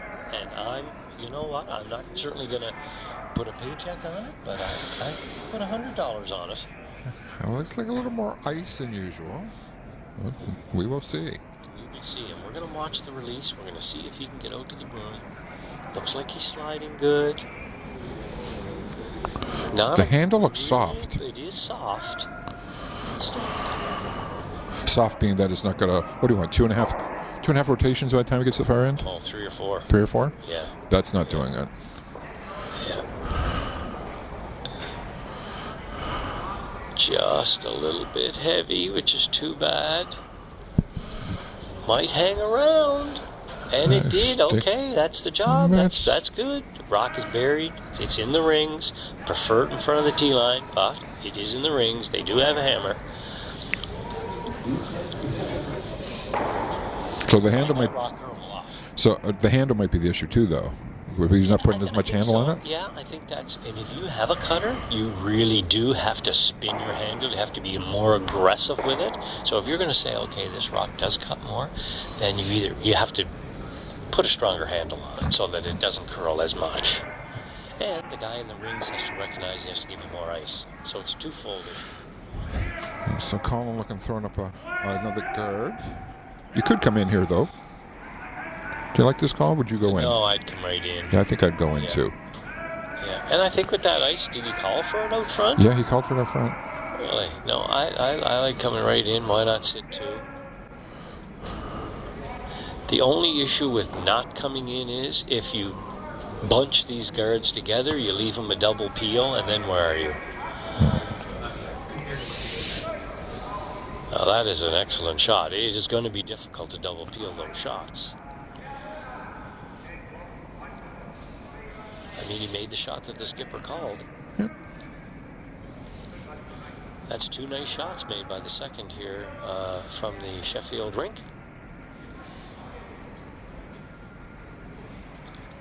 I'm not sure of the pronunciation. O-W-A-I-N. Do you think it's Owen or Owain? Owen, I believe. Yeah, Owen? Okay, they got the single peel. Let's see if he comes around it or if he goes with the double peel, the double guard again. Okay, he's going with the double guard again. Now, is it too early to look at splitting that? Well, that's probably why he's double guarding. He's thinking that maybe there's a split option, but I think it's too far off the rings. We can't tell with the camera angle from here. Would you consider playing a split on that at all? No, way too early. Too early? Yeah. Save it for you? Doubles everywhere. Save it for the skip?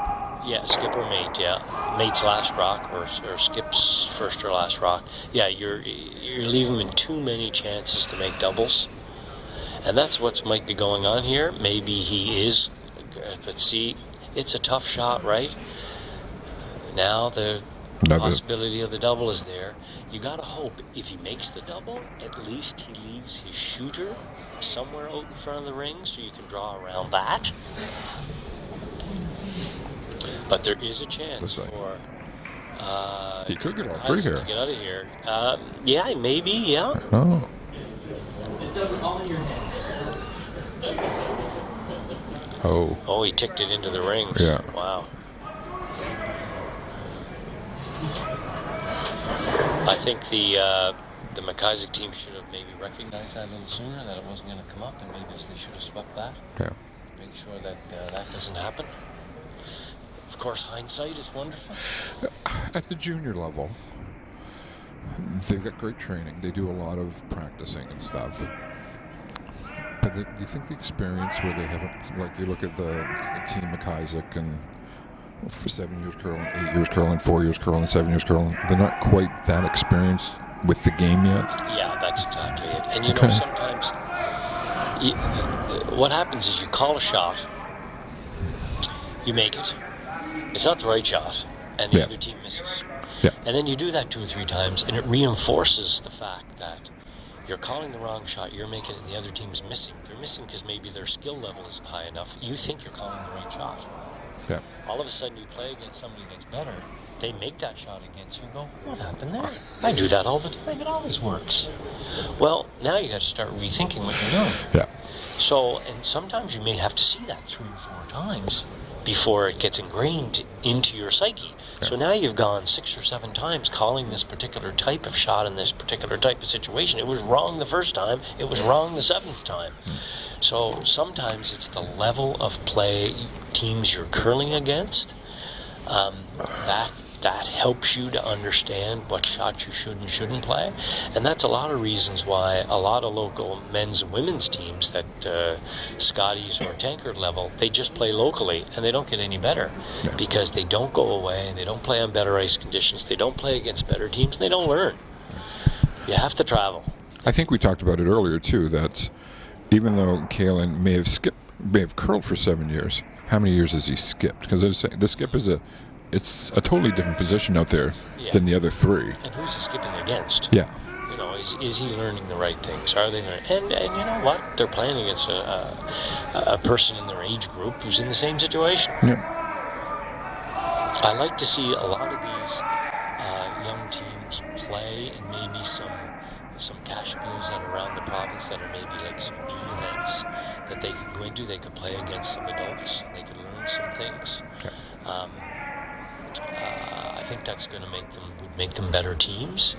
Oh, there's only so much time and dates on the calendar. I understand that, but that can, I think, really help a lot of these games. So they need to play not club level teams, but kind of your next level up. Yeah, like our Travelers teams. Right, exactly. Okay. Now there's a couple of teams out here. I see Purcell or Weagle. Weagle played in, I think, at least 2 or 3 men's cash games this year. I don't know how they did. I don't think they qualified in any, but they certainly gained a lot of experience, and it's going to help them going into this event. I'll check the binder. Let's see what they played in, if they're telling us. Oh, nothing in the bio. But they're an older team too. Yeah, by the looks of of course. Yeah, so they're ready to play in some men's events. Yeah. And that's smart on their coaches. I know that they played at CFB Cashbill. I know they play, which Danny Christensen runs, and I think they played in the Cashbill that was here. So I know those 2 for sure they played in. I'm not sure if they played in any others, but certainly if you're 17, 18, 19 years old and you have a good junior team, you should be playing in some men's events. Yeah, you might lose some money, but you're going to gain a lot of experience. And then when you come into a promotion like this, you're winning. You've seen the right shots to play. I think most sports are like that, though. If you play like golf, if you play with somebody that's good, I tend to play better if I'm playing with somebody good. You bear down, it's like, okay, you learn from them. Hockey, same way. So there's a timeout on our sheet, Joe. I think it's a good timeout called by Coach. Yellow has 1 rock left. Blue is coming back with a vengeance. They are sitting 3. 3 is going to get them right back in this game. Just when I thought MacIsaac had strong on this game. Here comes Sheffield. So what do you like here? Do you like the draw around their yellow, or do you like tapping their yellow? You know what? I think I like the draw. If you throw the out-turn draw, you give them the in-turn slash. But if you play the out-turn draw and you get it back to the tee line, then the in-turn slash is more difficult, because that rock, again, in the back of the 8-foot, will be the friend of Team MacIsaac, because you'll run that rock into the other team's rock into your rock. So the best you'll be able to score is 1. So really the only shot I see is the out-turn draw. Deep. Exactly. In fact, you can be so deep, you can freeze to the back one, and then just give them a draw for 2. At least you're not giving them a 3 or a 4, and you're still in control of the game. Right now, you're just hoping the other guy only gets 1 or 2. Yeah. You can't give them 4. I want to be a win for MacIsaac right now, giving the other team 1. 1 would be a big win. 2 would be acceptable. Yeah. Sometimes you just got to take your medicine and say, okay, the other guy played well this end. I'm glad the end is over. The other guy only got 1 or 2. Now let's start again. Again, this is something at the club level. We don't tend to look at the scoreboard enough to manage the scoreboard. Right. You guys are always managing the scoreboard. Constantly. And, the end you score on is also important. It's, if you can score in the 6th end in an 8-end game, if you're up after 6 and you've scored in 6, the math says you win the game. Because the other guy's going to have hammer in 7. He's going to score 1 or 2, you're going to have hammer coming home. You're going to be up 1 or down 1, you're going to have hammer. So it's similar to, of course, if it's a 10-end game, then the 8th end is the magic end. Oh, it looks like they're playing a double. Wow. Oh, I don't know if I like this. Well, if he makes it, the other team's going to have a draw for 2, but it's not an easy shot from our angle. Anyway, we're not directly behind the sheet, but it's a wide open hit for 3 is what I see. Unless...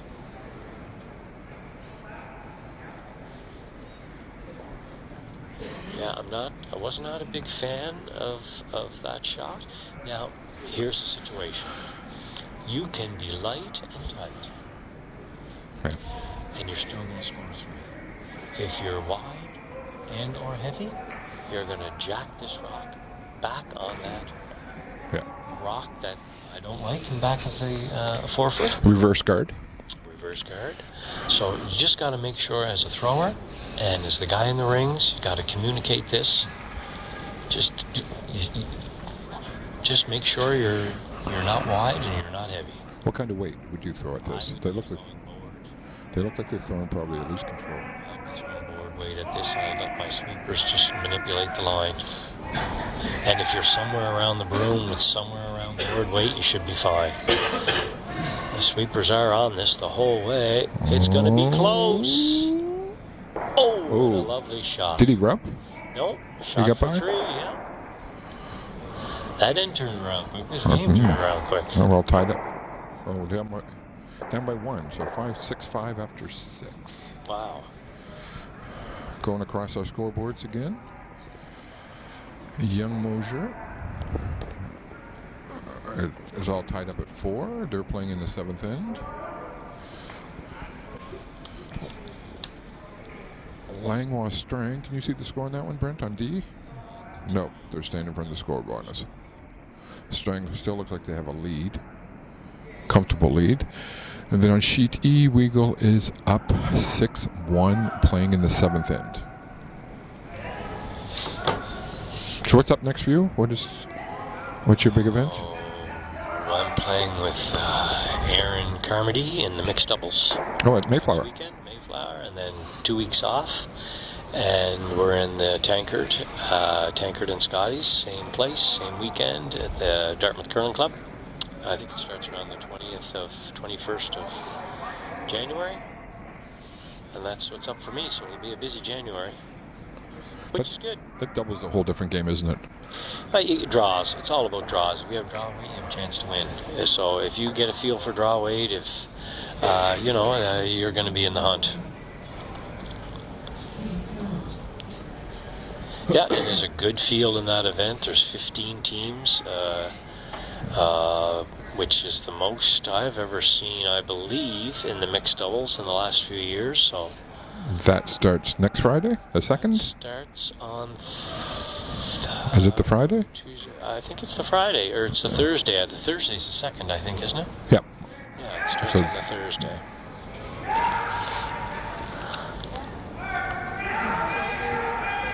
Yeah, that should be fun. Carly Jones, Bryce Everest, defending champions. 2 years? 2 years they've won it? Nice team. Nice team. They pretty well have mixed doubles figured out now. For a long time it was Mark Dacey had won the mixed doubles for 3 or 4 years in a row. That was with Jen Baxter? Jen Baxter. They beat me in the final twice, 2 years back to back with 2 different partners. They beat... I had Christina Black, who played fantastic, and Mark made a nice shot in the 8th end to force an extra, and then they won the extra end, and then I played with, who did I play with the other time, Joe? Here I'm the worst guy in the world for names. And we were close to winning that one too. That came down to the last shot, the last end. Mark made a great shot to win that one. This is the first year at Mayflower for this event, though. I don't think we've hosted that before, have we? That was with Liz Woodward. That's right. Liz was on fire that year. She had her draw weight. She threw first to last rock. She's a very good player.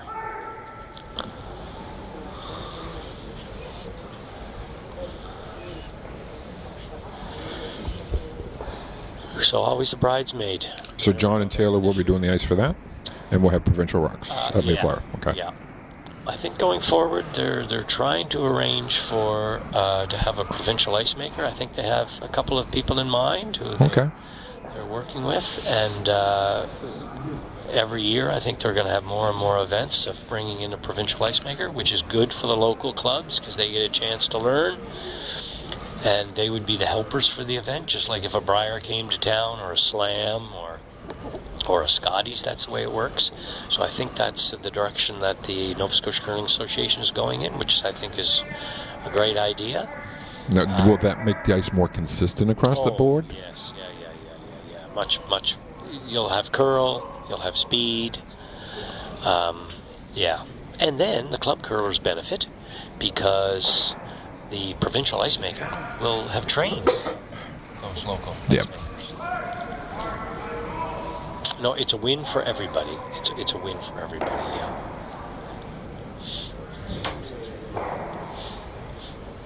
And looks like yellow is sitting too. Behind the tee line? Behind the tee line, and which is going to help, of course, MacIsaac. I'd love to see him throw a center guard and just keep lobbing center guards up there. And maybe you get a nose. They try to peel it and they nose it and you can come around it. Or they get a flash or anything. You know, the more rocks you have out front, the more better chance you're going to have. Oh, it looks like he might have pulled the string on this one, Brent. You know, I That don't looks mind light. that. I think it's a great miss. I think you can't be heavy here. If he threw hack and he kind of wicked off it and rolled out, I think that would be disaster. I like that shot. And it's that rock again.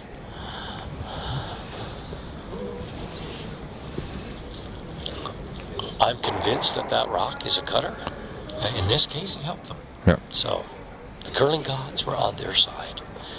And you know, you could jam it back into his zone. This is the right call, certainly. You got to peel it out of there. But there's no guarantee they're going to make this. Eventually, he's going to have to make a play on those 2 shots in the rings, but he doesn't have to do it right away. And he's trying to sucker the other team into drawing around this.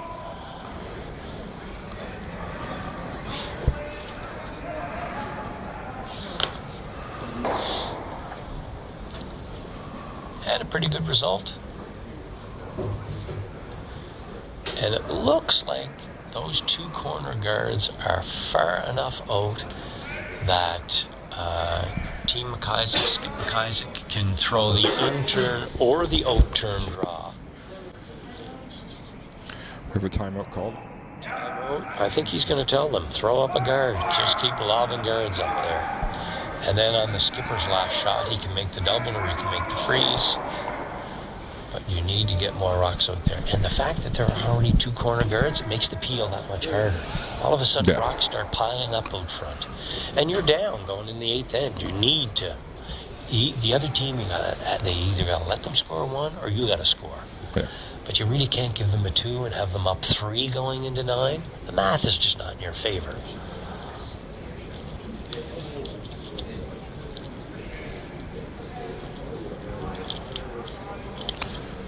We can't see the time clocks, by judging by where we are in this game compared to the other games. They're moving quite along. They are. They're fast. Yeah, games. it's like It's very impressive for such a young team. 2 young teams. Very impressed with these teams. They're making a lot of shots. They're putting rocks in play. They're quick. No, they're fun teams to watch, that's for sure. We're going to see a lot of these guys in the future. And this isn't over yet. You never know. One of these teams could end up being the champion.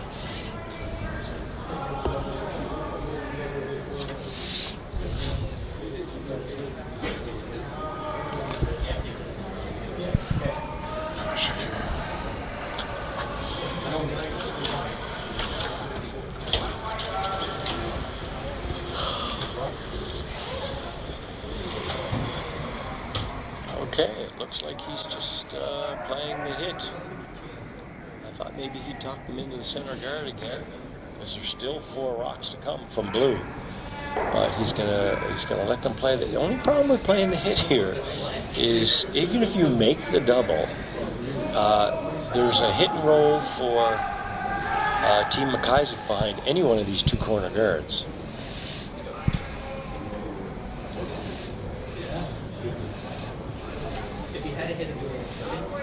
That's not what they wanted. No, that was unfortunately, he's been having a very good game, but sometimes you do miss. That's kind of disaster. Now you want to put your next rock. MacIsaac wants to put his next rock somewhere behind one of those 2 corner guards, but keep them away from the 2 rocks that are on the back of the 8-foot. He seems to want to. He seems to want to put it in front of those 2, though. Yeah. Where he's tapping. I don't like that because you set up a triple, right? You want to keep the rocks as far away from each other as possible. You know, spread them around, right? Yeah, those 2 rocks are working against them in the position they're at, right? They're a little too deep. They are too deep, and I think if you could throw a corner guard on the 8-foot, either on the left side of the sheet or the right side of the sheet, behind any one of those 2 corner guards, you're probably gonna score at least a 2, and you might end up with a 3. Now, by doing this, you let the other team off the hook. It was a lovely shot. That's what they called. Sweepers did their job. Throwers did their job. But now you blind up a triple. You hit that rock anywhere on the nose, and all 3 rocks could go.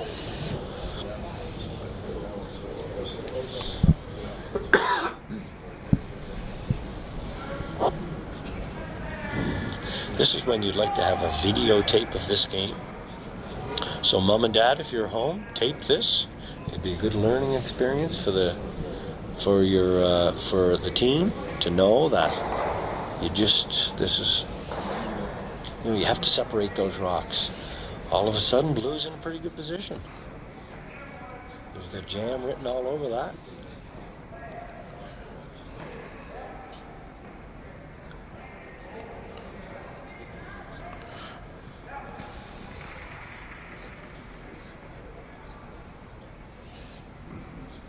So you would like rolling this more out to the wings behind one of those corners, because he tapped. You know what? I like hitting it so that it doesn't jam.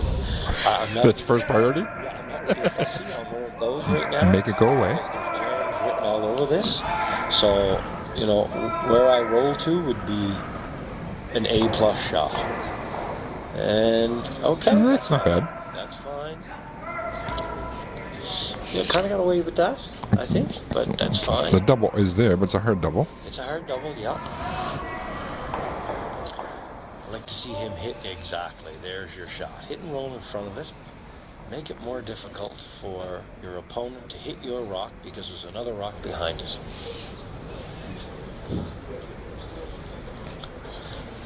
Now it's easy to call it from back here. You got to make it, right? Oh, with all experts behind this class. Exactly. As for the people on the stands out on the ice, I don't know if there's much into the strategy as there to keep them warm. It doesn't look the warmest out there, does it?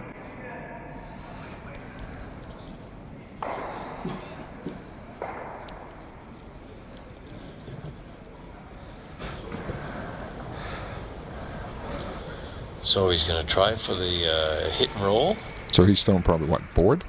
Would be he's with that gonna ice? throw regular, just in case. That's a lot of ice. Up with the double, or That's a lot of ice for regular, though, isn't it? yeah, it does seem like it's a lot of ice, but he knows the way he throws it. There's a lot of good things that can happen here.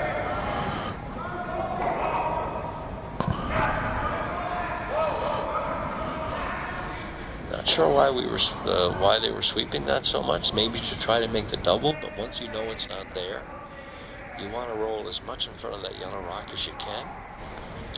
Now a nose hit should give Team MacIsaac a Shot at 2. for 2.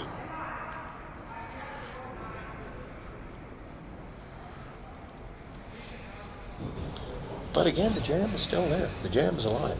Yeah. Again, with this shot, just like in the last end by the opposing skin, you can be tight and light, but you cannot be wide and or heavy. Because if so, you're going to jam. Yeah.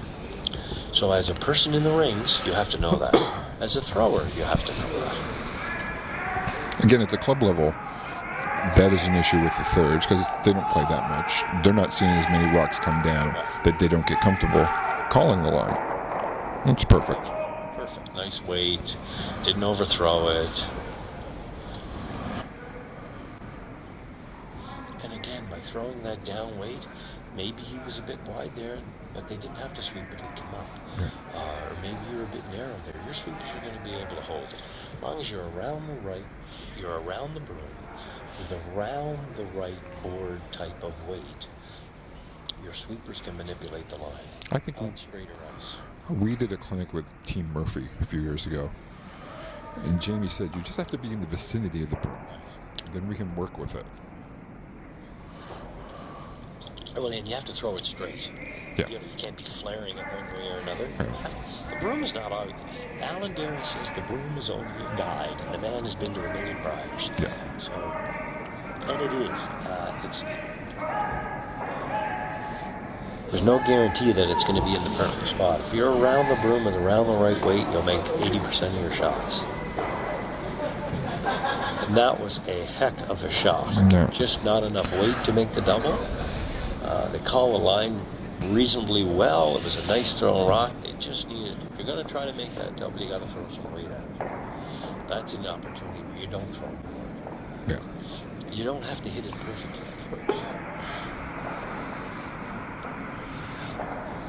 If you hit that rock anywhere on the high side with up weight or a really strong handle and regular weight, there's a good chance that you've got two of them.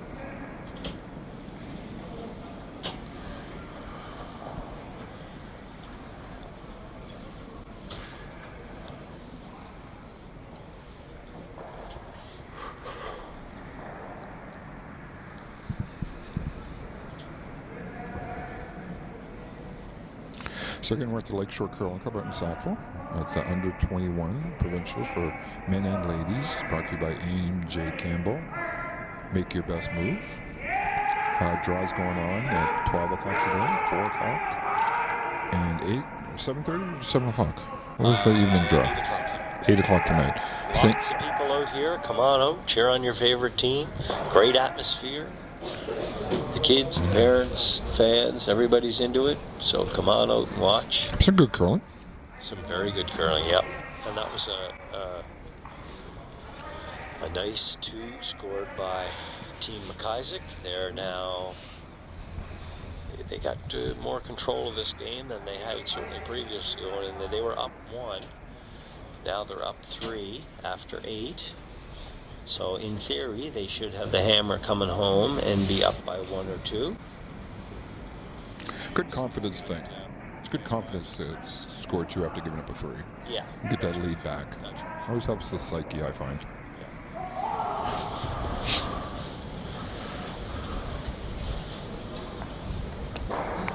And you know, sometimes I think you just have to say to yourself, you know, you can't let the other team score 2 in the end.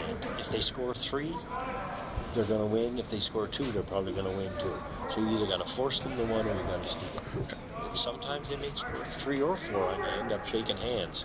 But to continue on, the math says you needed to score 1 and 8 if you were Sheffield, or force MacIsaac to 1.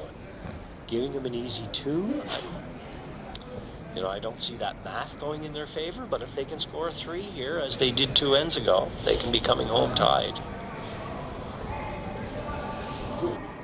But sometimes you just have to gamble. Yeah. MacIsaac went into the house with his first one. He didn't want to guard here at all. He made the same mistake he made 2 ends ago, yeah.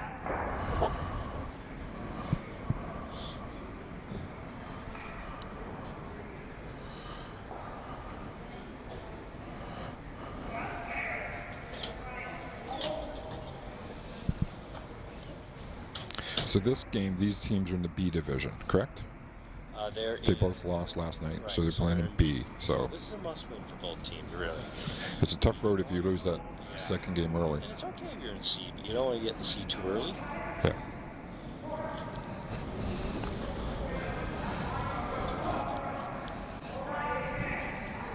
So it's a triple knockout. Triple knockout. So.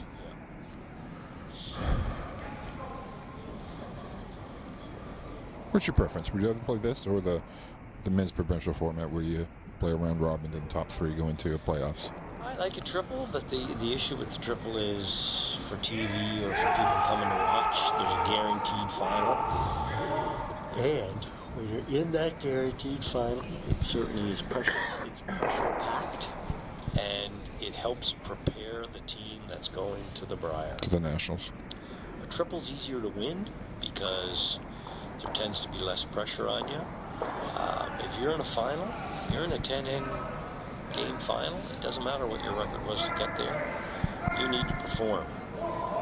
So I think it makes our teams stronger. You can have an upset. It's easier to have an upset, I think. Although we haven't really had an upset here in Nova Scotia in the last 8 or 10 years. It's been Mark Dacey, it's been Murphy. Really, they were the 2 best teams in Nova Scotia for the past 10 years. Now Mark isn't playing anymore.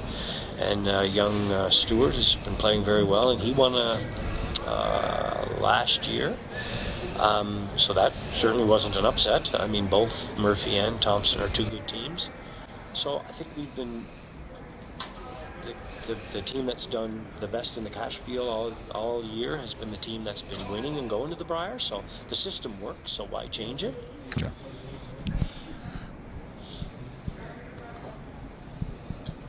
I know the one club provincial that we played in for the men's, it was nice winning up to a semifinal. In our semifinal, we didn't have to win it. We were still in the final. Yeah, I don't like that so much. I mean, it's a good feeling if you're in that position, for sure. Yeah. I'm sure you guys have a good feeling about it. But I think curling, you should be under pressure every game, every shot. Yeah. And that's what makes a good curler, and that's what makes it enjoyable to play. That's why I like playing, because you're under pressure all the time. And that's what makes it so fun. And that's what golf is like, too. You can birdie 3 holes in a row, and then all of a sudden, if you let your foot off the pedal and you hit it 10 miles in the woods and you get a triple bogey, all of a sudden that's not so good, is it? So I like the fact that you always have to be under pressure all the time. I think that's how we will eventually create a champion here in Nova Scotia, in men and women's. I think if you ask somebody like Colleen Jones, who's won everything there is to win, she would say a lot of her wins, her and Kim and her team with Marianne and Miss Delahunt, I think they won a lot of their national and provincial and national events because they were just performing better under pressure. Well, Sheffield looks like he's building something nice here. He's got, looks like a bit of a corner guard. What's our TV screen showing there, Brent? It is showing.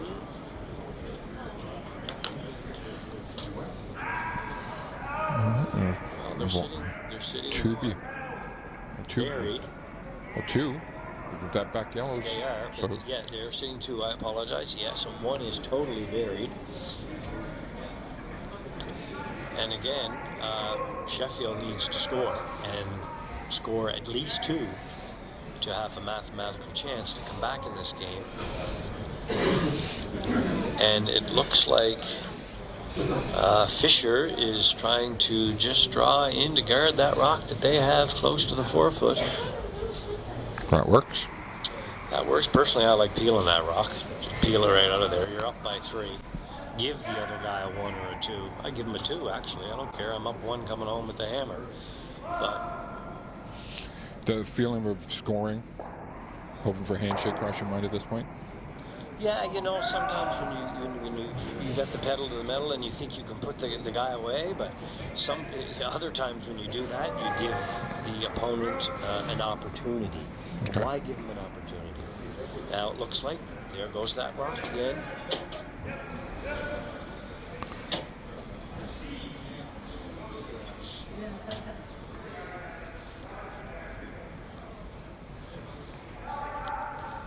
Yeah, there's no guarantee you make the peel. Sure. But certainly I like the peel. I like letting the other guy score 1 or 2. I know it sounds strange to people out there letting the other guy score, but the math says if you're up 1 coming home, and if the ice is good, and you have confidence in your draw weight and your sweepers, if you got to draw to the 4-foot to win, well, that's why you skip. Looks like we have a final on sheet E. Weagle taking back game. The score on the board right now is 6-1.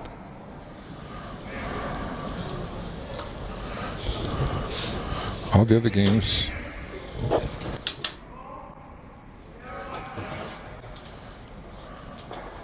And they're pretty well forced to peel here.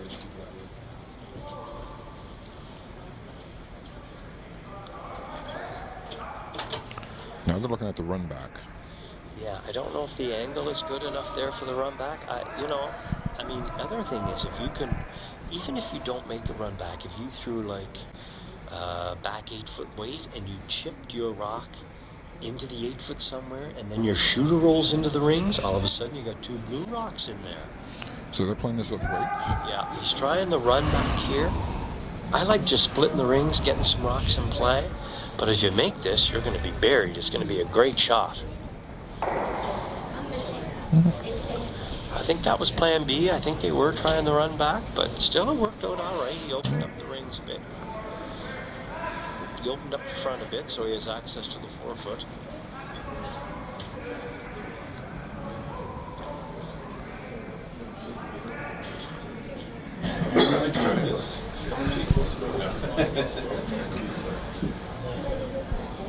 Is that just the only thing that could be going on?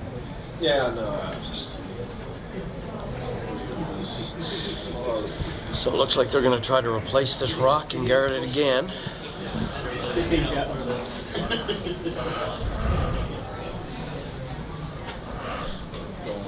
Sweepers have that look. It's heavy. Oh, it's a nice spot. Looks pretty good. Again, I'd love for them to just peel that blue rock out of there, because if he does make this, tap back, if he makes this hit and roll, I mean, he's going to be completely buried under the guard you just threw.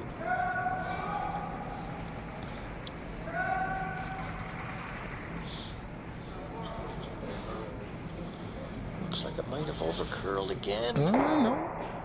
He picked it out. Picked it out and he stuck around.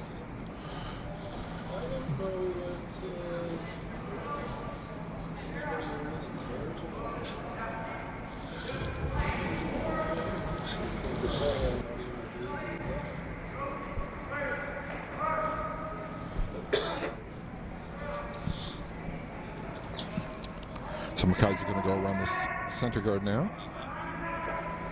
Yeah, if you can bury one in here, you can certainly be sitting 3.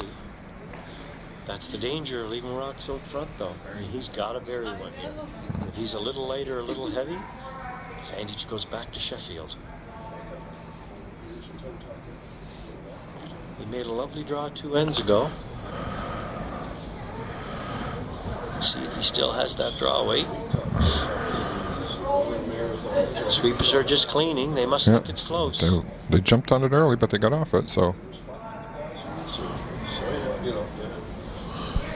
Or is that going to stop? Well, it looks like it's back 8 foot. Well, it's up to the skipper now. Sheffield has to get his skips 2 here to get back in the game. Come around that. If he can bury it full 8 foot, just touch the 4 foot, might be able to get it 2, and then we'll have a close game coming home, Joe. They think somewhere magically He's made pretty much every draw he's thrown so far. I don't want to. His drop percentage is very high. He's got to be in the 90s. He seems to be very comfortable with this shot.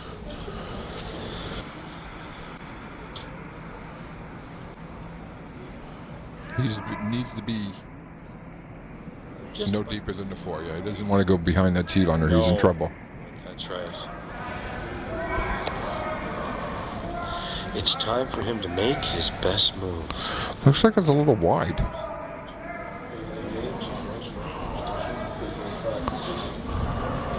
Looks like they're trying to sweep it to make it curl. They may have to sweep a little bit for weight too. It's really close. I think the weight was pretty good. I think if they would have swept that a little sooner. They only had to drag that another 3 inches.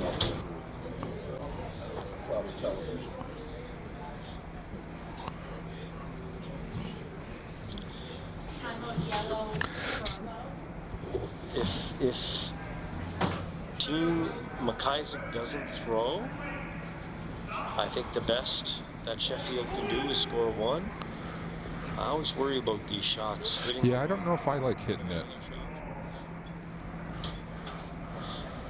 I guess he does have the intern Run back. 14 feet out. He has the intern hit for 2. Drive his blue rock into the yellow rock. Maybe you could guard that, or maybe you could just draw another one in there. What would be your shot here, Brent? What would you play here? I'd throw another draw. I'd draw another rock in the ring somewhere. Anywhere. You just got to be in the 8 foot anywhere. It can be top 8, it can be back 8, it doesn't matter. Just be 1 and 2. And basically you're telling the other guy, take your 1. Yeah, I don't like the guard here because you're leaving him the slash for 2. What about peeling that blue guard? Would that be a bad call here?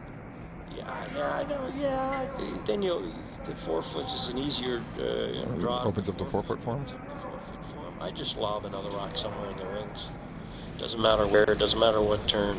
Just get another rock in there somewhere. And remember, they've tried that in turn run back 3 times and missed it. So, Yeah. now how many times are you going to leave the guy the same shot? Eventually, he's going to make it on you. So I'm sure he's looking at that right away, thinking, "Okie dokie." A timeout. Yeah, there is no debate here.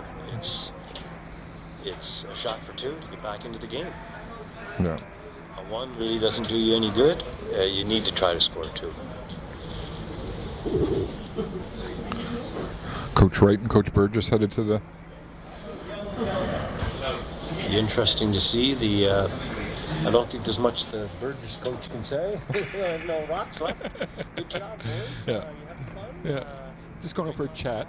Stick on the ice. Yeah, where were we going for breakfast?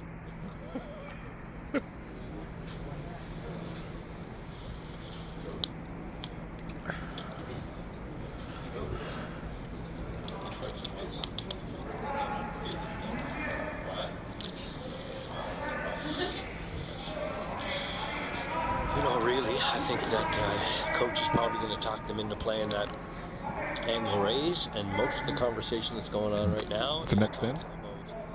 is talking about where do we put the broom, what kind of weight do we want to throw. Okay, now we've decided that. Now let's just assume we're going to make it. And what do we do in the next end? Yeah. I have no time outside. So you're going to make this, and then you're going to throw up 2 center guards, and you're going to try to steal from the top. So MacIsaac is talking about the next end right now. Because this end's out of their hands now. There's nothing they can do with this. Yes, I even think Sheffield, that's what the coach is doing. He's saying, play this angle raise, let's assume we're going to make it. Let's figure out where to put the broom. Then you move on to the next conversation, and you say, we want 2 center guards, and let's go make this shot and move on to the 10th end. Fill them with confidence, right? The famous line from somebody used to go, "You got this. You got this."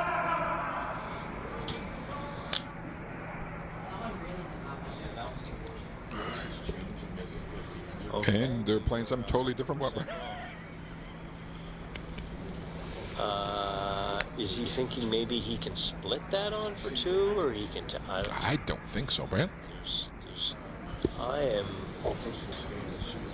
I've been 100% wrong many times in my life, and I've been 100% wrong. I think I know what to call, but you end up it's the wrong call. But They must see more of the blue than what we can see from here. Must, because on this angle, it looks like the only viable shot to score 2. Scoring 1 is just not enough. You're down 2 coming home without.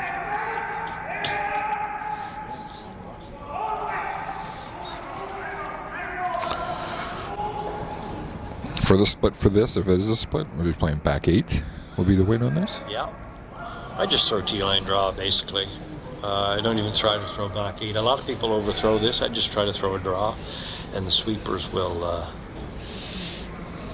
give it the extra oomph it needs. Oh.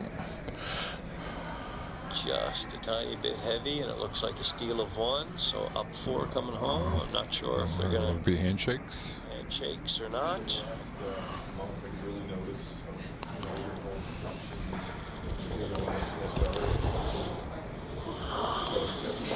Well, they scored a 3 2 ends ago. True.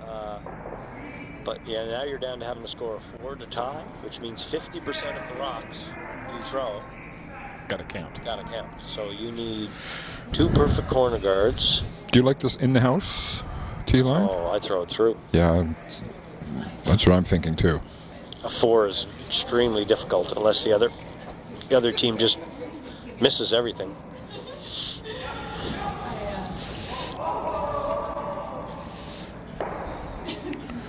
Yeah, throwing through, one less rock you have to deal with.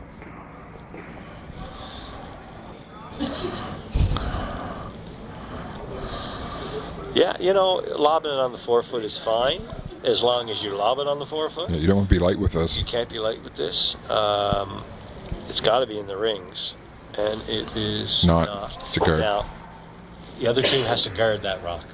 If they don't, then team MacIsaac can peel their own rock. Exactly. Just get something in front of it so he can't hit it. Junk it up. He needs to junk it up. You know, a 4 can come into play now if they can get a bunch of rocks out front. Yeah, I would have liked to see them throw that through. Certainly the sweepers should have been told, or should know, that that can't be light, and it seemed like they were on, off, on, off. Yeah. They were trying to be too particular. I think you got to say to your sweepers, look, if you sweep this through on me, it's okay. I still love you. Yeah, I like the through call. My leads love that through call because it helps their percentage. Yeah, it looks like this is over curl. Yes, MacIsaac know he has to peel this. Yeah, there was no question.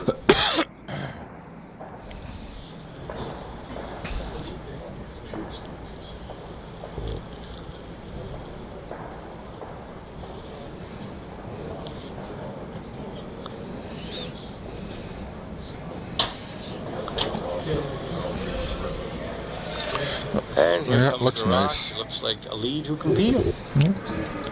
There you go. They're hard to find. Nice shot. Another corner going up. Another corner going up. Yep. He needs 2 corners, and he needs at least 1 nose peel miss to have a chance to have a 4.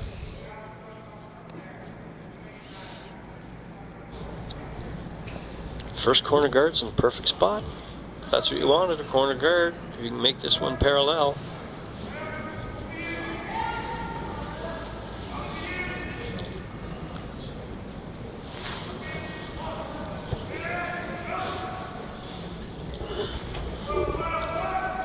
Looks like it didn't quite get it as far as they wanted, but you know what? It's not in the rings. It's over the hog line. It's a guard.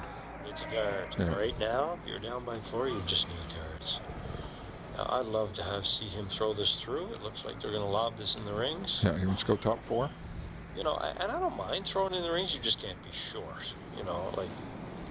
So I think the sweeper and the thrower have to recognize that.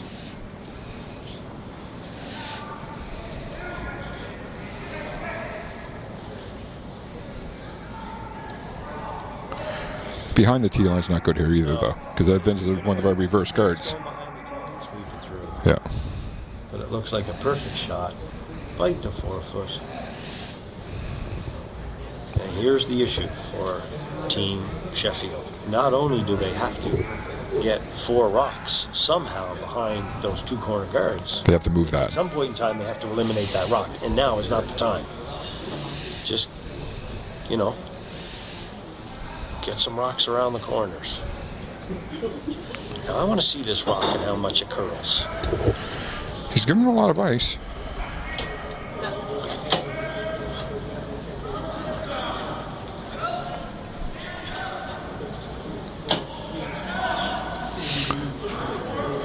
The handle's an issue with this one too, though, Brent. Yeah. There's not a lot of handle on that stuff. And it may be the rock. He may be putting a strong handle on it, but it's just not happening for him. Again, that rock over curled. But you know what? I stayed in the house. That shot. Yeah. Stayed in the house. Unfortunately, it's wide open. Yeah, peel something out front. Anything. You could get a double peel here. Even if you bounce one of their rocks into the rings, it's still fine. See, now at the club level, where we don't tend to peel as well, we'd be making a play on that yellow. Yeah. You know? Or on that blue, you mean, yeah. Yeah. Ooh. Okay. That might be a big help, because he could come back and tap that. Probably tried to overthrow that a little bit too much, a bit excited, it's the 10th end. You know, and it happens to everybody. Mr. Fisher's has had a really good game.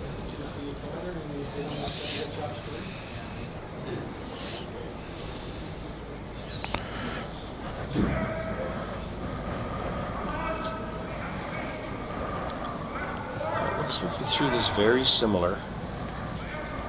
Looks like a better handle on it. Yeah, it looks a little better handle. Let's see how this rock reacts. Boy, they're sweeping hard. Is he by? Oh! Snuck through that hole. Okay. Nice shot. Blue has 2 in there. He's slowly running out of rocks. He has 4 rocks left. And he has to move the yellow with one of them. And he has to move the yellow with one of them. So I think if Team MacIsaac eliminates one of those blue rocks,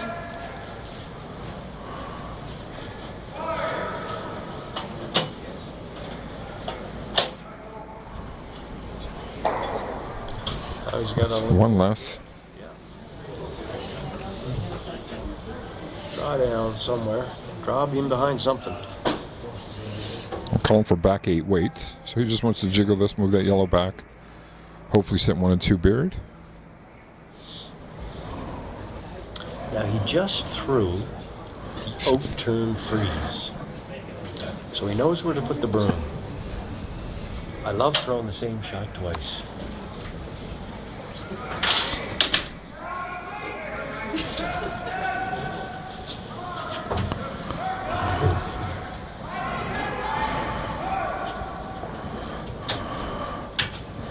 Oh, and he just... Oh, he got it.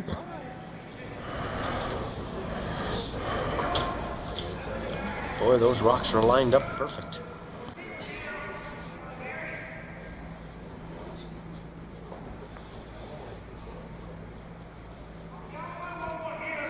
Peel, peel, peel.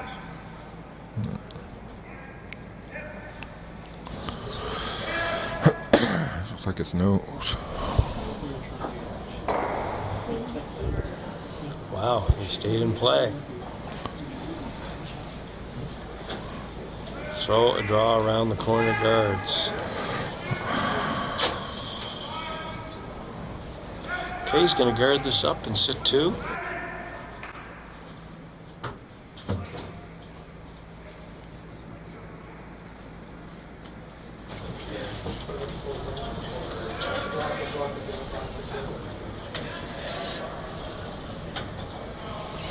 Problem with guarding this up and sitting 2, he only has 2 rocks left. Let's go Yeah. forward. And how do you get to the 4 foot now? Good question. He's running one of those. One of those is coming back. Yeah. Has to. Just peel this rock. No, just make it. I don't like to see him throw the in-turn peel here. Because if you throw the out-turn peel, you may make the first one, but you may hit the other blue rock, and your rock will stay there. Straight, Another rock for him to come around. straight back a bad result. Because you probably eliminate one of those blue in the 4 foot. Pretty good, yeah. I think right now at this stage of the game, the other team is running on the rocks. Just peel. Make it as simple, stupid shot as you can. The kiss theory. Right, exactly. You could also hit this high, and you could chip the blue rock into the rings.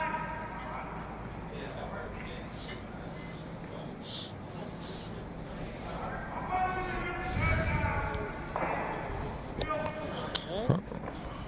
That was plan. C? That was About C? plan A, as far as I'm concerned. That's what I think they had to do. But I think he thought he could make the double there. But I don't think there's any need. You don't have to make the double. Just had to eliminate that rock. Because now he needs to score 4. He's only got 2 rocks left. If he plays a guard again,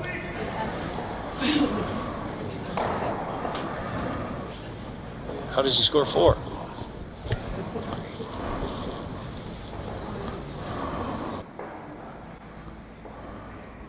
Do you like this call? Well, what is he doing? Is he drawing in on top of the zone? Oh, he's coming in on top of it.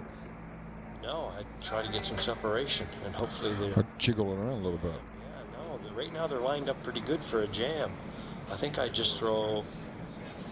Back I'd come around 8s? one of the corners. Or just go behind the guard. Go behind a guard, somewhere in the 8 foot. Sit 3, sit even sit number 4. You need a miss here. If this rock isn't in the rings, there is no shot for 4. Well, The other skip doesn't need to throw.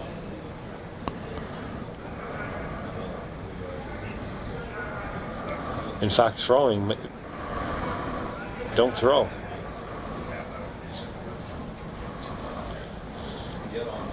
As if you try to run this, if you try to peel this blue rock, you may do something silly and drive it into your yellow ones or whatever. Do nothing. There's no shot for 4 that I can see. Is there a shot you see for 4, Joe? no. Not with 1 rock left.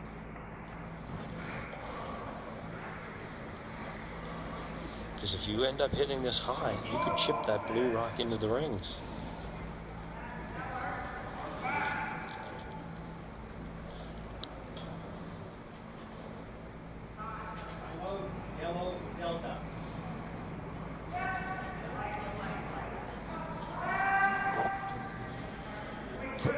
Almost coming through the hole would be a better shot than trying to hit this. Yeah, flash should be. Yeah, flash would be a better shot. Yeah. You just cannot chip another rock into the rings.